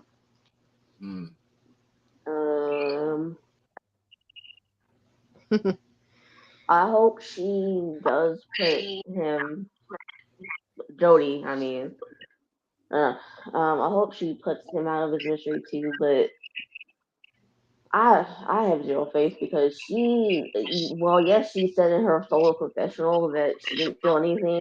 She still didn't say anything to him, so she can say her heart's desires or lack of desire to Dr. Ali all she wants, but that doesn't necessarily mean she's going to do anything about it. She's going to say anything. So she needs to, but that doesn't necessarily mean she will. But because I do have kind of a little one thing, I guess, left for them. She is sort of breadcrumbing coming in because she's still there with him. So she's feeding him invisible platitudes by way of saying, well, I'm still going to be here. I'm still going to try to make this work. And she's not. So, I mean, she just needs to hang it up and go. And this show, I'm going to. Oh, I was going to say thank you for that, Ari. But I'm going to say this show, one thing this show has been very good about, even though this couple did get a long reprieve at it, I think this show has been very good about helping these couples to exit out when needed. And I can see that you got at least one couple exiting. I think that would obviously be Jody and Aaron, and then I could see probably possibly Shay and Josh leaving too next week because they gotta wrap it up. We got 2 weeks left. I don't know what the end goal is. If Diamond and Aaron, take everything for the win, so to speak, rhetorically speaking, I don't know, but I do see that the weakest couples are, in my opinion, Jody and Aaron and Josh and Shay.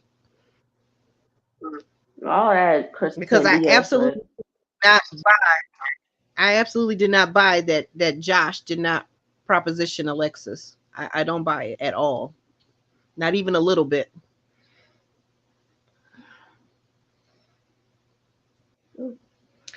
But with that, I guess we can get ready to shimmy and shake. Ari, we got your information up on the screen there. Can you tell the people what kind of things that you cover over on your channel? right now it's just a Never Ever Met. I Okay. plan on reviewing Love is Blind UK when it drops in August. Me and also sort of planned that in August. They still haven't dropped in their date or start date for that. So it's just August as of right now. So, but in the meantime, I don't know yet what I will be doing in between when this ends and then when that starts. But I am open to at least watching something else and seeing if I like it enough to want to cover it. But right now it's just the Never Ever Mets.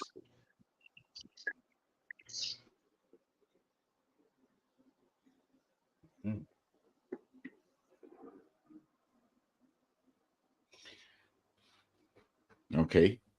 Well, for me, I'm looking forward to the end of this show. Oh, I see. I was on mute because I was asking Ari a question, but go ahead. Let me ask this real quick of Ari. Now you can hear me. You guys can hear me now, right? Yeah, I can hear you now. Mm-hmm. Okay, sorry. I guess I had hit it by mistake. Ari, what I was asking you, would you be covering when it returns? Will you be covering Married at First Sight or Ready to Love or both of those shows? Let's say in the fall. Okay, I watched one whole season of Ready to Love, and that was enough for me. So that it's a hard pass on that one. All right. I told myself that I was gonna give up Married at First Sight because of the tragedy that was Denver.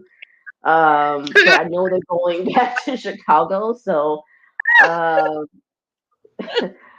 uh, Not sure. I will promise to start watching it. Um, but I cannot promise that I will review it because Montre and them are raggedy over on Married at First Sight. Sorry to say, but they are. And if you know what I'm talking about, you know what I'm talking about. 'Cause, shout out to Mika from season 10 because Yes, Mika say, my Trey, if you don't get this man out my face, I'm gonna hit him in his throat. that was prime Married at First Sight. I will say that was prime. That was the can never be Classic. beat. Classic, But, yes. yes, I will try to watch it since because I didn't watch the first Chicago season, but I will at least try to check it out. But I'm not committing wholeheartedly to it just yet. But Gotcha. Okay, very good, very good. Well, thank you so much. We appreciate you joining. You added extra level of commentary that we so desperately needed. So I really appreciate you joining us today, and I'm glad that my dear friend over here, JR, invited you, and I hope you'll be coming back again. I appreciate the invite, and I would definitely like to come back on. Awesome, awesome. Now, JR, you were going to tell us about what you got going on your channel. Yeah, well, I was going to tell you what I'm not going to have going on my channel. So, ooh, all right, tell us. So yeah, I can't. I'm going to see this show out, and then I am probably going to check out the Ready to Love season 10 when it starts. But I'm not going to be doing Married at First Sight. I'm not going to be doing what? Love is Blind UK. Nah, I don't think I'll be doing any of those. Wait a minute. Wait. They doing Love is Blind in the UK, and you live in the UK, and you're not going to be doing it? Nah, listen, I don't have any faith in it, to be honest. I don't over here. I don't see how people who have never met are gonna make a relationship work. Over here, you have to be able to see and date the person and spend time with them. I'm not buying it. I don't think the concept works. It translates. Okay. Yeah, like I think it has more chance of working over there than it does here. So you would not date somebody in the pod and then come out and propose to them sight unseen. You would never do that. That's a no. That's a no. If I get married, I only want to do it one time, and if I get the opportunity to be able to do that, then it's not going to be on any type of game show where I haven't met the person. There have to be a lot of chemistry on many levels for it to get to that stage. Okay. I won't be covering those other shows. More than likely not. I won't say never, but I'm not really thinking that they're gonna work. But Ready to Love, when that starts, I'll see the cast and I'll probably watch that and review that. So that's not going to be till the fall, which is going to be around September time. So there's going to be a little layoff, and I probably will need it after to recover from this show.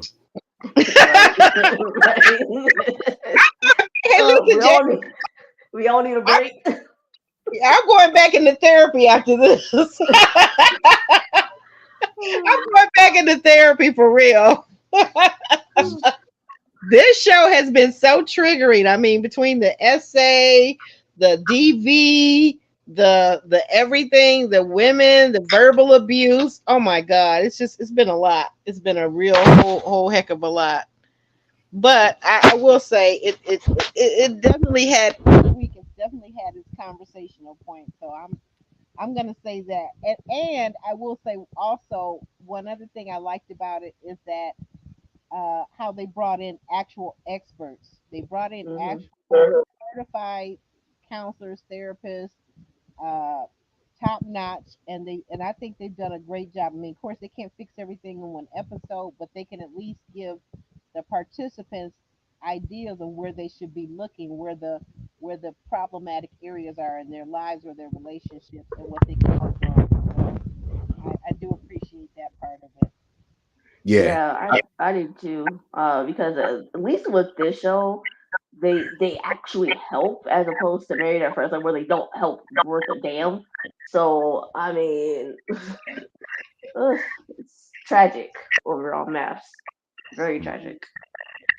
Yeah, and also, I think it would be great if they were able to somehow get the same level of help from relationship professionals into Ready to Love, but unfortunately they're not already in relationships, so you can't really have relationship counseling if you're not in a relationship. Right. Yeah, that's true. Good point. Yeah.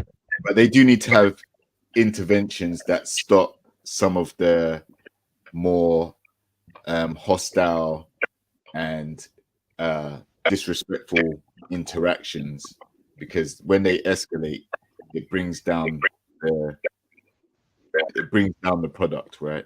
It's a Mm. talking point, yes, but you're talking about it because of the wrong reasons, and these, so I hope that they do um implement some type of control into Ready to Love, where people aren't just flying off the handle and making up accusations and cussing each other out too crazily. Because people been giving nephew Tommy a lot of stick for the way he kind of steps out of, he doesn't really control the situation. So maybe they need qualified relationship or couples counseling in some way, shape, or form. Not quite that, because like I said, they're not in relationships, but some type of intervention where you can speak to these people and say, listen, you need to tone it down or you're out, you know. Yeah, absolutely. Well, I think, yeah, definite set of rules and regulations. But what I'm seeing, and I'm seeing this in all the shows that we've covered, like for myself, Married at First Sight, Ready to Love, The Never Ever Met, For a Hot Second, Love and Marriage Huntsville. I'm seeing in all of these shows, especially the ones that get new people every season, like Ready to Love is a new cast every season. What I'm seeing in Married at First Sight is that the younger folks, the millennials that are coming on these shows, they have no respect for relationship. A lot of times they have very little respect for themselves. And what they do and how they do it is going to be very ratchet. That's what I'm seeing. So I think that something that we said a long time ago is that each one of these reality shows, they owe it to the viewing public as well as the cast members to get a couple of licensed therapists on staff to talk to these people, because coming out of these shows, we have heard the horror stories of how Ready to Love cast members are still dealing with the repercussions of being on the show. Everybody thinks it's all fun and games, but not everybody can take it. Takes a tough skin to come out here and be on TV and people picking you down for your hair, the size you are, your teeth, your this, your that. Everybody can't take that, to be honest, and be real square about it. Even as Exactly. content creators, we can't all the time. We can't always take it.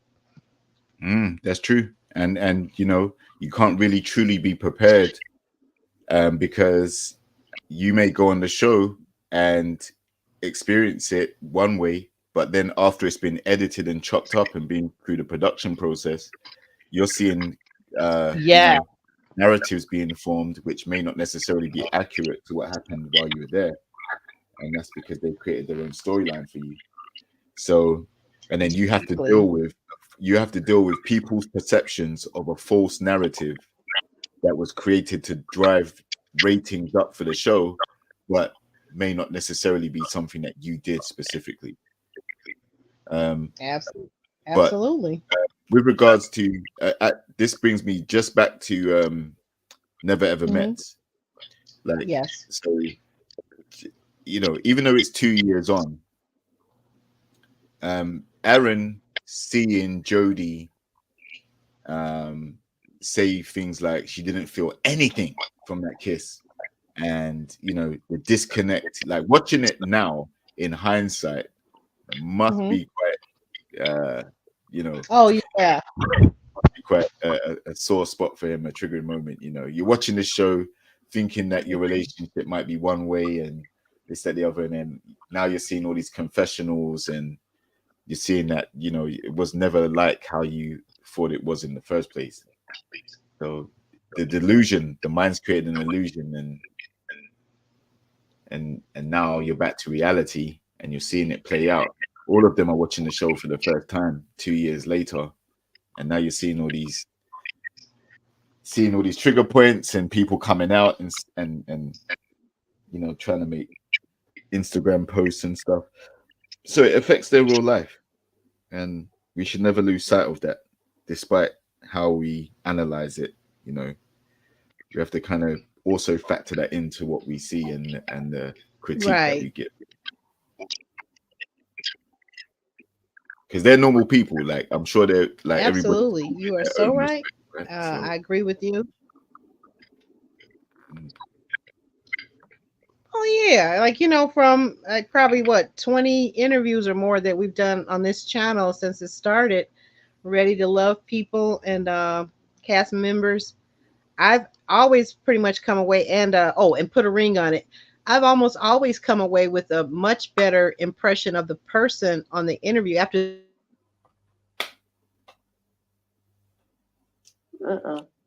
Uh-oh, your sound just went.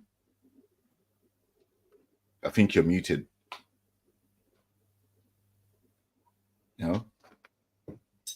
Well, Uh-oh.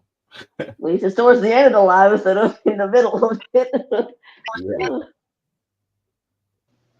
Okay, guys, I don't know. It's telling me my router or I'm losing. So anyway, shimmy and shaking on out of here, guys. See you next week. All right. See you next week, people.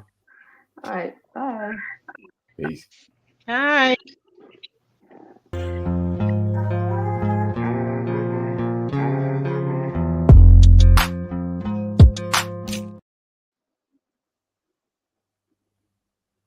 Okay.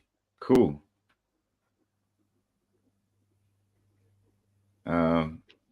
Is everybody okay? Mm-hmm. Yeah. Okay. How did you find the Ari? All right. Yeah. JR, hold on, guys. Hold on. Mhm.